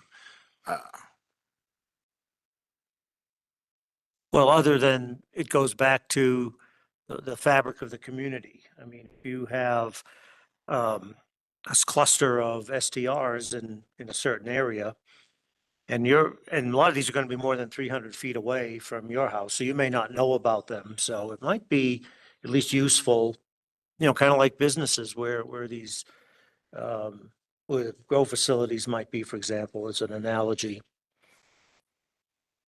To inform somebody if they're going to be buying or something, maybe they don't want to buy because there's a cluster of STRs in their neighborhood, or how would it be Well, beneficial? that's one aspect of it. Yeah. Okay. Well, I could be convinced. Wouldn't that be subject to like a Cora request? Like if I was like, hey, I'm Timmy, I want to know where a list of all the addresses of the SDRs in Nederland. You would have to give me that, right? Yeah, I receive them quite very often. Sure. Yeah.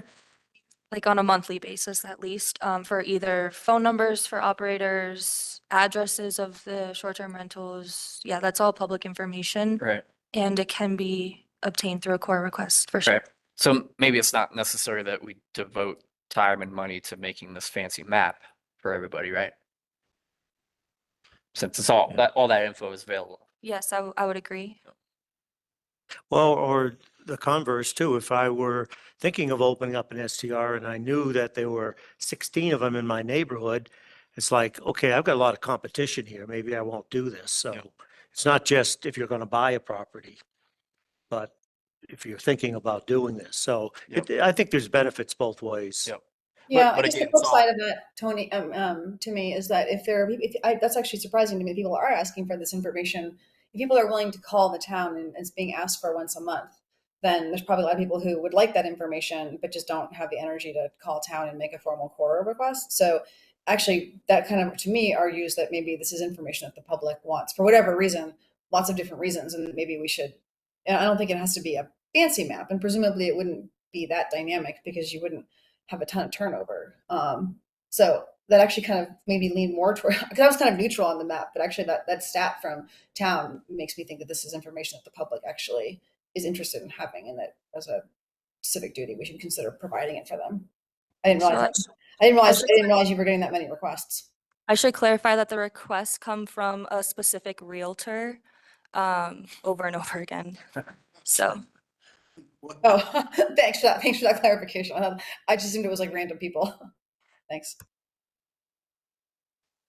From the staff's, this commissioner, from the staff's perspective, when are you hoping the moratorium is lifted in June, correct? Yes, that's correct. Yeah. So is the goal to get this moved on? When would you like to see this to the BOT? I think we are hoping to bring back an ordinance for you to review in March and bring it to the Board of Trustees. I think I have it tentatively set for April. Like, we'd love to bring an ordinance for you to vote on if you feel like you can pick a licensing option and you're comfortable with all the other components we have. Yes, we'd love to have you vote. I think it's important for the, this is Chair Williams, important for the subcommittee to meet at least once or maybe twice more. I'm not sure we'd be ready to bring a draft ordinance in March, but I was thinking April is better. Plus we'll have the new board in place and then they can vote on it in May and we still beat the moratorium. So they'll want to discuss it before they vote on it, would be the only thing. I'm sorry, who? They'll want to discuss it before they vote on The it. board of trustees. So we may need to kind of reconnect as a subcommittee and talk about what that would look like. Okay. The sooner the better, though. And are you looking for some kind of a not a four or something on Yeah. which? Okay. Yes, we would like ideally for you to select an option and tell us to move forward with that option. Or an option with any tweaks to it. Yes, absolutely. You know, the options are really here to serve as a framework. And so if you feel like you're interested in the maximum stays or some other components, please feel free. But we wanted to give you, we'd love if you kind of, it narrows down to like one license type, a couple of them is option 2, you know, option 4 is obviously no primary. I think they have enough differences, is pick the one you kind of like as the base and then add on to that. So I was thinking we could just sort of go around the room and just get a nod, a verbal nod. Can I ask one other question, Steve, before we do that? Okay. I wanted to get the feedback from folks on the minimum number of stays. I think that there's the reason, you know, part of the reasons for that is so that people don't just sit on licenses they're not using.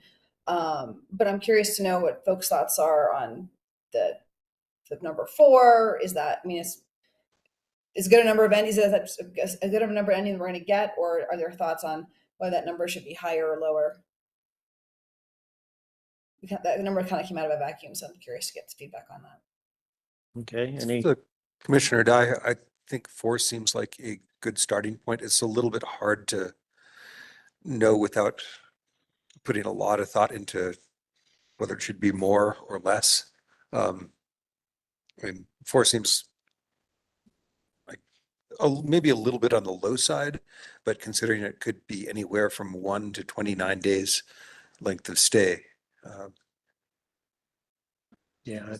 Well, and as Commissioner Duggan said, you know, 30% of the time, it's rented. So Yeah, I mean, not how as many often as you days think. Yeah. would that be? It's hard to Yeah. equate the two, but still, it's not that many. Yeah. Third of But the I time. mean, the point of having it in there, in my mind, is just to make sure that the license is being used and it's not just being sat on to or for whatever reason. Yeah, that was the So goal of it. Yeah. I think the number 4 fulfills that goal. One thing you could consider, so the 4 obviously came from 1 per quarter. One thing you could consider though is that you have to rent once a quarter. That way someone's not sitting on a license for 11 months and then all of a sudden in December. I mean, it's another, I think what we want to see is just kind of like active use. And so again, I'd hate to see, I think our hope is like, we don't really want to see anyone just sitting on it and then being like, oh shoot, it's December, I better rent 4 times. And continuing to prohibit individuals whose intent is purely to create a secondary income for themselves. You know, if you're really have no desire to rent, that's kind of just this like pushing factor of like, if you have a license, you should be renting. You also are contributing to our community in the sense of you have the occupational tax that funds health and human services.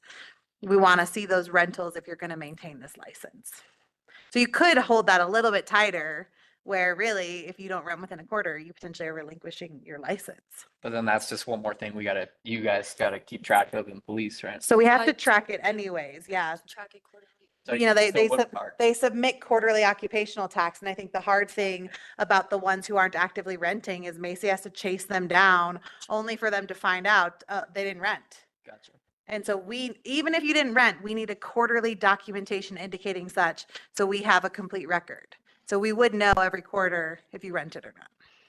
How would that, I guess the only struggle with that one is that if someone's in particular, you know, that like January, February, March timeframe, I could envision it being either challenging or maybe there's someone who, you know, winterizes their home, that would be a tricky one. So the quarterly thing, just because of the weather up here, I think it would be a little bit difficult, even for people who are well-intentioned and planning on, you know, renting in other quarters that are more viable from a tourism perspective. Yeah, I totally get that. I just wanted to throw that out. That's really where the 4 came from. And I hear that. I mean, not really passionate about the quarterly piece, but that's obviously the way in which we document this more than anything is by your occupational tax.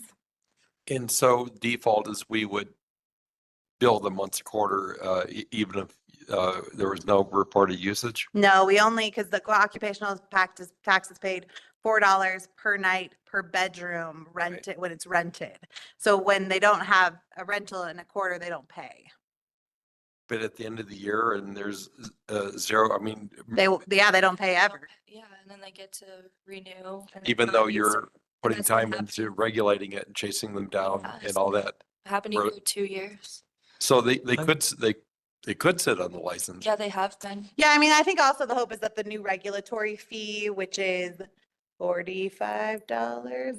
145. 145, I was just dropping off 100. 145 a bedroom is a motivator too, if you're going to pay additional fees to have a short-term rental license, you should hopefully be renting it. But there's no teeth at all in this 4 nights. Not currently. No, but I think if you created the minimum the minimum stays, you at least know you're getting 4 documented stays worth of occupational tax from that license holder. So, Okay. so you are paying. You're paying something over the nothing that it is right now. Fair enough. And then, yeah, I just think it's important if there's a cap to not have this like group of 10 that Mhm. doesn't actively use them, Mm-hmm. to keep renewing them like for year after year. If there's a cap and they're not using it. Yeah, I think we'll have a policy issue a year or 2 out when we see who sat on them and never got around to it, especially if we hit the ceiling. Well, I think at their annual, it would look back to see, you know, did you meet the criteria, or annually, did you meet the criteria? And if not, that would be a space where you would be relinquishing your license because you didn't meet the minimum documented stays. Okay, I'm nodding. This is Commissioner Reese.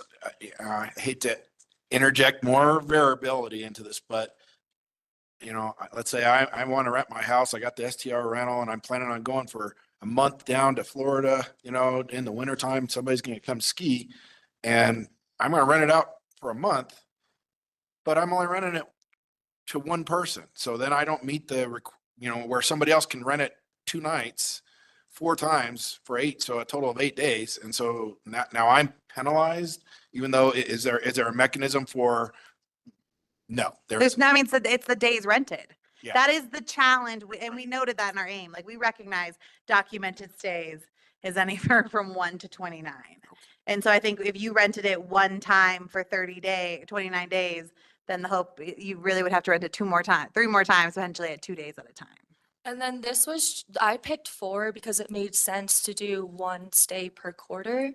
But if you guys want to do a minimum stay or a minimum of 1 documented stay per year, just so that they are using it like once, like you said, going to Florida and having a person stay for 29 days just 1 time out of the year, I'm open to that because they're actively using it.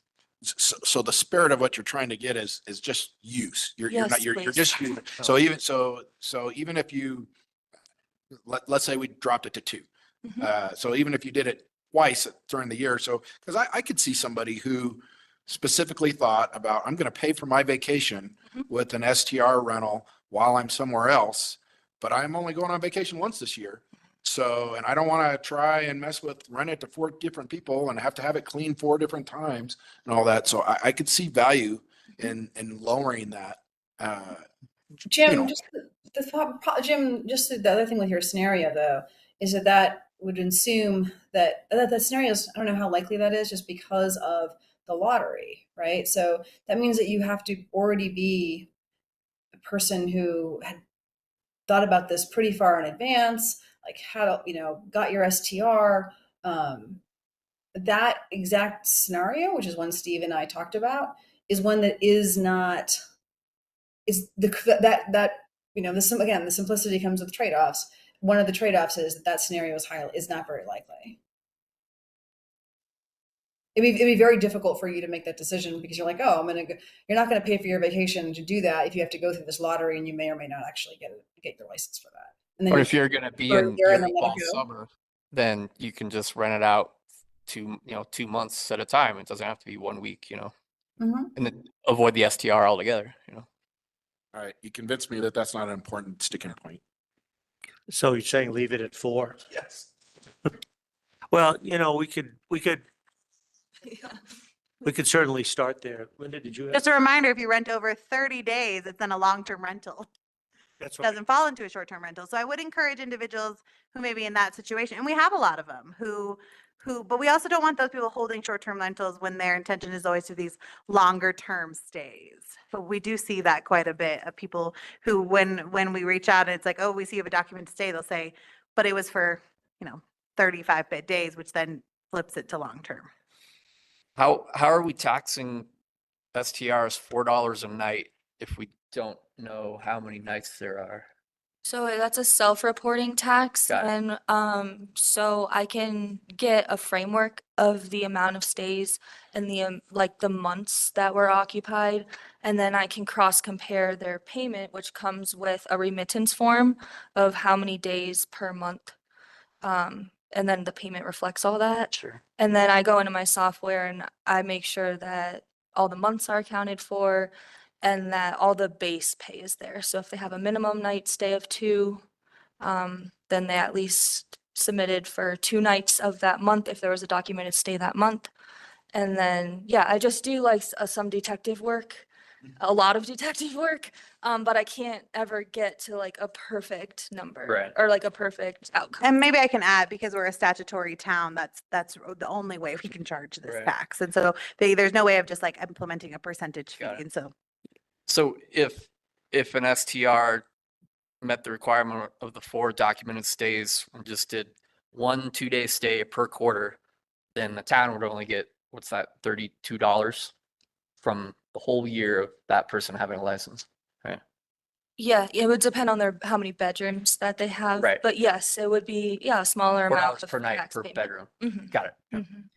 Miranda, I have a question actually related to the residency requirement that's sort of raising with me is that for someone to claim a residence as their primary residence, is there a minimum number of days they actually need to at least claim that they live in their house?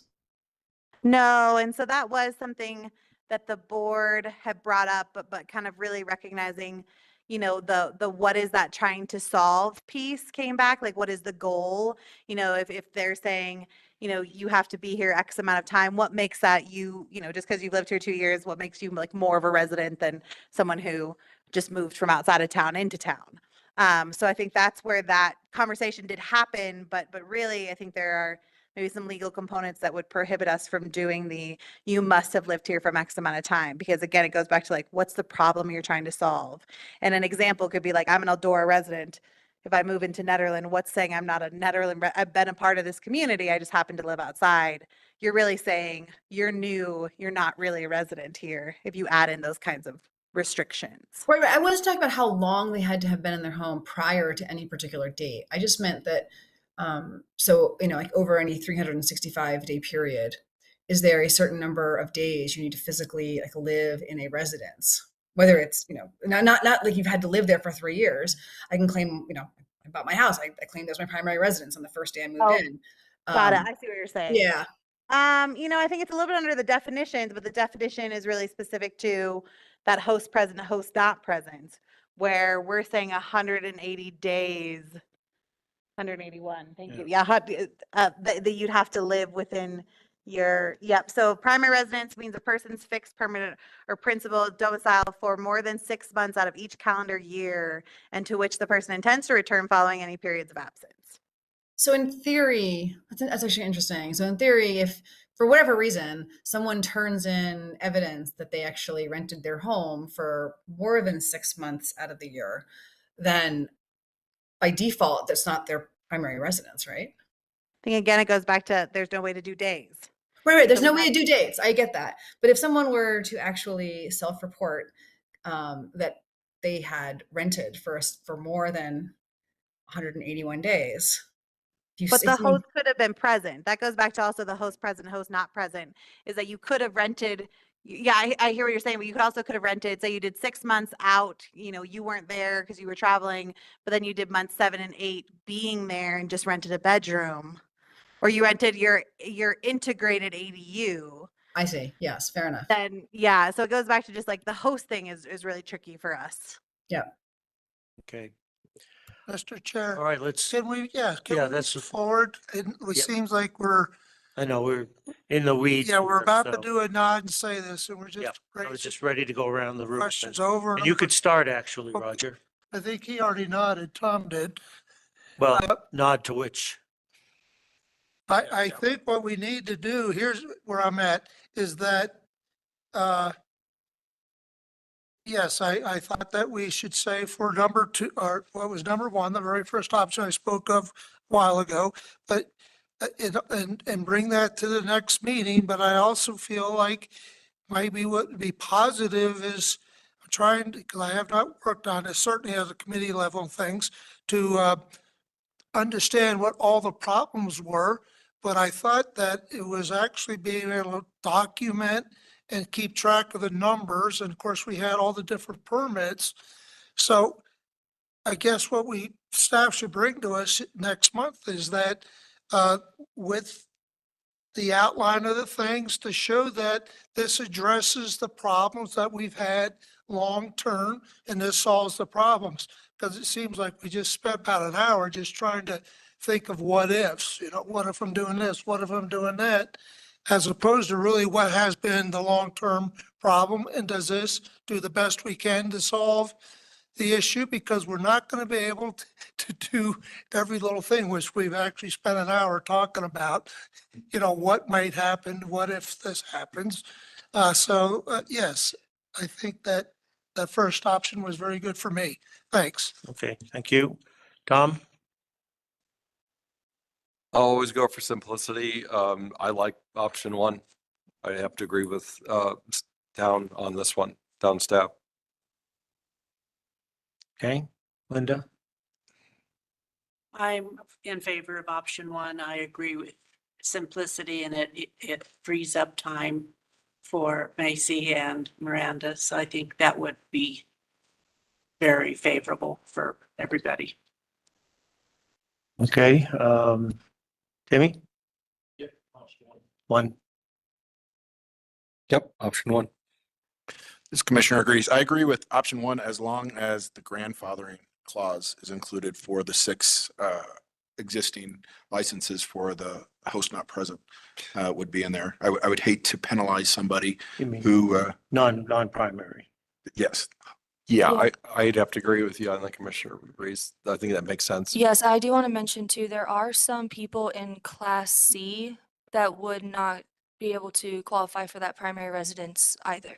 So there are some in that group of 12 and 6 that you're combining I there. think we would really look at the 54 and then kind of figure out what does that grandfathering language need to look like to grab the Class B, Class C ones who can't meet primary. Okay, Stephanie? Yeah, I can live with one. I still think that there are some the primary residence thing I think is the thing that makes it manageable. So yeah, I can support it. Okay, Mr. Chair Williams, I'm also partial to one, as long as we can track the ADUs, which you say you can through that application process.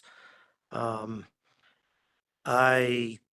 agree with, I think both Roger and Tom that the Class C, like under option number 2, I don't think that hurts our housing stock, so I don't like option 2 for that reason.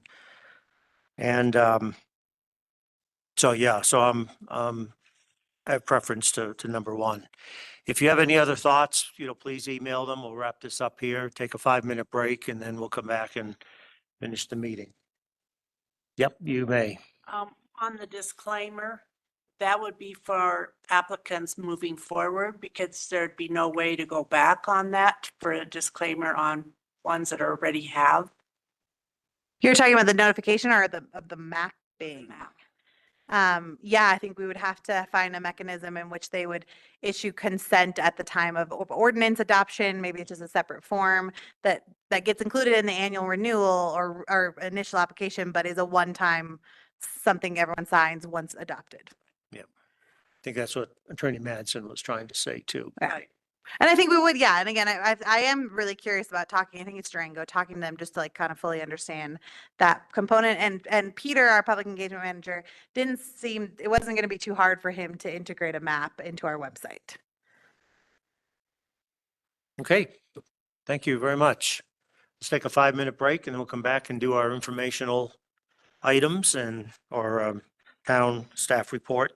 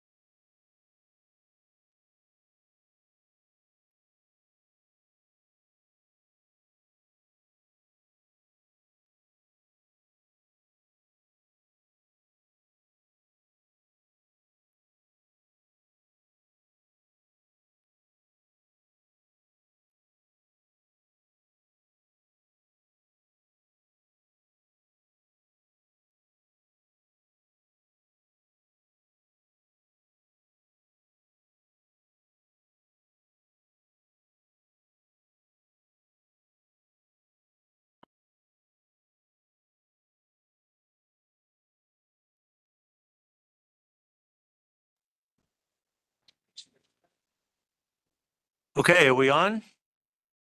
We're on. Okay.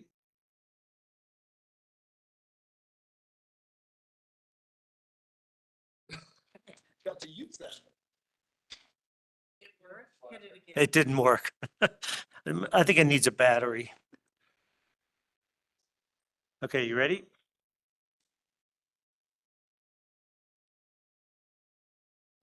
Ready, Mike? Okay. Let's move on then to informational items with the town staff report. All right, so a couple things I just want to highlight. First, newest operator Paige received her small systems, water systems exam. What's really cool about this is there are 4 utilities operators with Paige's cert. All 4 operators have certifications, have basic level certifications. I don't think that's happened since I've been here. Compare that to a year ago. Compare that to a year ago, and this isn't in this report, but I'm going to share it now, is Andrew Bliss, our utilities manager, was awarded the Colorado Rural Water Rookie of the Year wastewater operator out of the whole state. So he won that award, and we'll get a plaque and a jacket coming up. So big deal. I like to always remind everyone where we came from to where we are today. That is a huge accomplishment, and a lot of kudos to Andrew for getting that award. Can you put a number 1 on his truck? Yes, Yeah. put one on his truck, and he's an incredible job. We talked about the comp plan. Ran into a little hiccup with broadband. If you were on social media, you saw the intention obviously is to bring broadband to Nederland and the surrounding areas. One of the hiccups we ran into is that Verizon was claiming that they served the heart of Nederland, 480 homes in the heart of Nederland. They claim, Verizon and T-Mobile, that they offer 100 up, 100 down internet. I just put that out there again, internet. And so we ran tests on lots of addresses and proved that that's not accurate. Some of you submitted comments. Thank you for that. So we submitted an appeal. That's really important because while they would bring fiber through town, because we need to connect to the northern parts that are in this grant, they wouldn't be able to do direct home connection. Fiber doesn't serve us a lot of good if you can't directly connect into people's homes. So really hopeful that we get that appeal through, and we feel confident we can, because literally every address we ran, no matter where it was, kept saying, Verizon doesn't serve you. But yet they said they did. Let me So- know if we need to start a letter writing Okay. campaign. I'll keep you posted. I was very upset. I was like, excuse me, this isn't working for me. Yeah, 100 up, 100 down is what Yeah. they were claiming. I couldn't believe it. So the appeal is in process, is what you're saying? Yeah, so the intention is to start construction this summer. Okay. And actually Nederland will be the first. So the plan is to kind of pull up Boulder Canyon, grab a really Ridge Road, and then bring into Nederland. I just don't want to lose those. And it's really the heart of Nederland. So if you're in Big Springs, Sunnyside, you're really on the outskirts, you'll benefit, but maybe like pick on Tom. Someone like Tom probably wouldn't because he's in the heart of town. And so those are things that we really want to make sure our appeal goes through. We'll keep on it if for some reason it doesn't under capital project funds. The broadband group, which is Nederland, Clear Creek, and Gilpin, are going for BEAD funding, and we'll then continue to try it under different funding options. Lots of housing is going on. Tom and I have been working with a company called Studio Shed, who is working on looking at kind of housing development, potentially on some town-owned properties, but also talking about public-private partnerships or private partnerships. They do where they kind of have really well-designed prefabricated, and they can do quadplexes. They can also just do tiny homes. So we're looking at kind of a quadplex structure. So working with them. Unfortunately, Thistle is a nonprofit that I was talking to. They don't have the capital to build up here, but are serving as a great resource and happy to meet with any private developer who wants to better understand affordable housing credits. They're willing to meet with anyone in our community who wants to better understand financial opportunities for them. Boulder County Housing Authority has also extended the same, and that anyone from their team will meet with a developer here who wants to better understand tax credits. I took them, Thistle was very helpful. They know their stuff. So I don't think we hit a bogey. They're good people to have in our Yep. camp. Agreed. Nederland, Gilpin County, Lions submitted an application for a multi-jurisdictional housing authority. We're interested in forming one, not to replace our partnership with Boulder County. We very much value that, but in recognizing that Boulder County's approach to housing doesn't always meet the needs of the community up here. An example is Tungsten Village is incredible, but because of their requirement to have a lottery system, oftentimes people from down below end up getting slotted into that building instead of our own residents. And so we're wanting to look at, under a multi-jurisdictional housing authority, how could we maybe ensure that anything that we build as jurisdictions could be housed with peak-to-peak residents. So Gilpin was asked to apply for the grant and they partnered with Nederland Lions. And then like the day we were submitting, Clear Creek was like, we want to join you too. And so there's just this really awesome peak-to-peak system going on where everyone is working together on broadband, housing, food. There's just so much collaboration along the peak-to-peak that's very exciting right now. Kind of speaking of that, Downtown Colorado Inc. is doing a ton with the town. We have 2 projects where they're supporting the DDA on just how to use tax increment financing better to do infrastructure projects, as well as talking with town about, you know, what does the community want to see for downtown? How do we create really kind of our downtown identity along with the comp plan? But then also, again, back to the peak to peak, there's a lot of focus on doing kind of a creative industries district where we would encourage you to go from Estes Park to Blackhawk Central City using arts to drive you. So where are the galleries, where are the artistic opportunities, and use that as a tourism and economic development piece. A lot of work's happening with BBSD too. We've been meeting with them to just figure out how can town best support the schools. It ultimately came down to housing. The school said, you know, we have to have housing. The Board of Trustees also wrote a letter of support or kind of a letter of interest in really understanding how do we continue to fund our schools. Every school got a cut under BBSD budget, but a cut to Nederland and a cut to Fairview are 2 very different experiences. And so how do we continue to protect our schools? And so I love that the board, who hasn't really historically in my time gotten involved in the schools, chose to write a letter to show support that we really want to be involved in these school district conversations. Let's see, it's election time. Would you like to share what's happening in the election world, Macy? All right, so April 2nd, 2024 is the next regular municipal election. I provide updates at the board meetings to ensure that the board and the public are up to date on the requirements for the 2024 election. All election documents can be accessed on our town website. The trustees with terms ending in April 2024 are Mayor Billy, Trustee Coombs Ismail, Trustee Miller, Trustee Severs, and Trustee Sterling. The board has designated myself as the designated election official, and we will be having a mail ballot election. I mailed UOCAVA ballots. So those UOCAVA voters are overseas or active military voters. I mailed out those ballots on February 20th, 2024. And then the ballots will be mailed to all other registered voters on March 11th, 2024. At the regular meeting on February 6th, the board drew names to determine what order the candidates will be listed on the ballot. We used the Wheel of Names online program. And at that same meeting, the board approved Resolution 2024-13, referring to the electors an advisory ballot question pertaining to the authority to use a part of Chipeta Park for a bike pump track.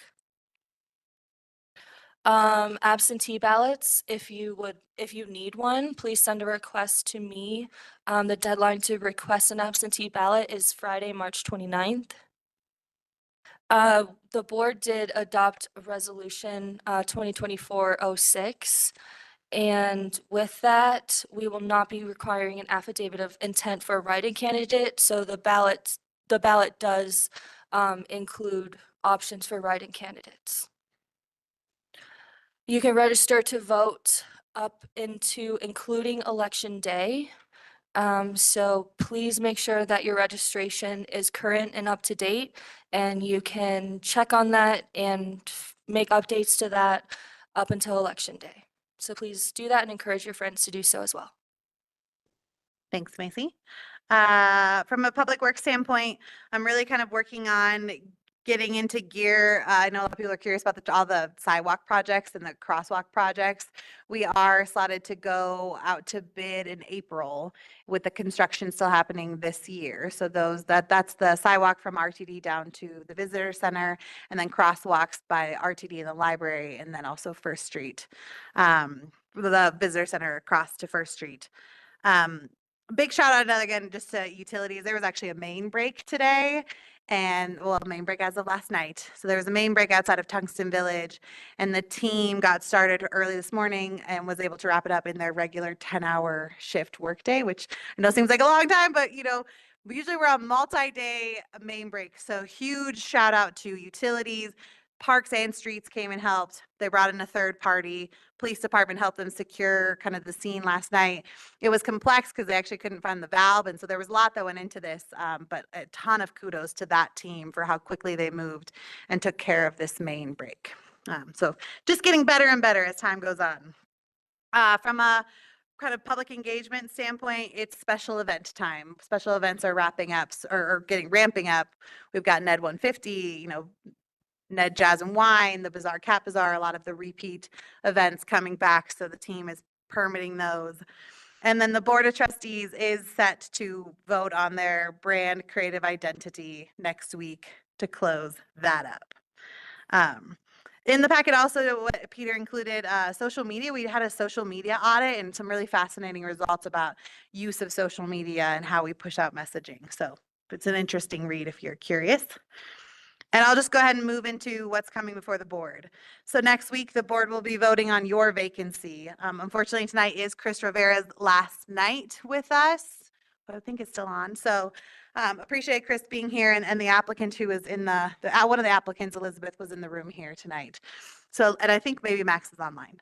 But the Max Ovet and Elizabeth Pesner are your two applicants. They will interview with the Board of Trustees, and so it won't actually be a consent item, it'll be action. The emergency operations plan did already get moved just because of what's coming on the agenda. Macy will always do an election update. We have a driveway grade variance for 71 Pinecliff. We are going to do the Nederland brand and creative identity adoption. And then also there was a desire from the Board of Trustees for town staff to recap how but we've been doing a lot of town sponsored events. And so they want to recap, how did it go for Netter Days, 4th of July, Holiday Mountain Market that we sponsored and held and hosted, and what are our plans for this year? Keeping Animals did not end up staying on the 5th. It got moved to the 19th. So like I said at the top of this aim, it's subject to change all the time. So on the 19th is an update on the comprehensive plan and multimodal transportation plan. I will do a quarterly update on grants, where we stand. We've got, I think, 7 active grants. So where do we stand on all of those, as well as what's on our horizon? There actually is a grant that night that we'll present to the board regarding, we're really interested in this recreational corridor that surrounds the rink tennis courts and connects you to the new nature center. So looking at potentially partnering with Wild Bear on that. Keeping Animals is on that night, as well as the board's desire to talk about the housing needs assessment. If you recall, you adopted a 20-year affordable deed restriction. They're interested in maybe upping that from 20 years to something higher. 2 trustees are interested in that. And then the last is the industrial pretreatment policy, which is us requiring that you treat and address your grease, having grease traps, grease interceptors, if you have any business that generates grease. And then it's election day and potentially a whole different board. So this is what this board is tasked to wrap up before they're done. So a quick question on the vacancy, Chris's vacancy. What is it, the 5th of March is, that comes before the board, and then the person then shows up the end of April? So I think I'm they would, sorry, end of March? yeah, they would serve on your March Start. meeting. Okay. Yep. And Max did confirm he's on. So you had 2. We encourage them to come tonight to watch the process and watch how you work through things as applicants. So I appreciate that they both came tonight. Okay. Yep. When can we anticipate seeing paid parking implemented in Nederland? Good question. So that is a task that got pushed off to the new board. And the task that goes before the new board is the contract with interstate parking. I am aware of some board members who may or may not feel like that's not what they want to do. And so that contract really will be kind of the decision of, are you doing paid parking or are you not? So I realize they put it in the budget. It's been in the budget before. And so if they adopt that contract, then yes, we're going to move forward with paid parking. But that's a bit an unknown. And I think the new board will have to decide their feelings on that matter. Make sure that's a question for next Monday. Then. However, I do believe that the private property owner by right will be doing paid parking the next 6 months, I believe, on his private lots. Okay. Anything else? Two things I wanted to bring up. Number one, Wild Bear has a new executive director, Nathan Smallwood. We haven't taken the time to meet him yet, sit down and have a coffee. He's quite an addition. Number two, community car share. For those that haven't taken that new electric car out yet, sign yourself up. It's just an enormous amount of fun. It's all-wheel drive, all electric, brand new Subaru over in front of Town Hall. And if you sign up, you get $25 credit. Yep. So It's definitely sign up. it's fun. I waited till there was snow to see how it tracked. It does better than my car. Oh, so you'll be keeping it, I guess. Okay, anything else? Okay, well, thank you, everyone. Oh. Is there some other business that was going to get discussed? No? Oh, okay. Mm-hmm. Motion to adjourn. Second? All in favor? Aye. Aye. All opposed? Adjourned at 9:37. All right, thank you, everyone.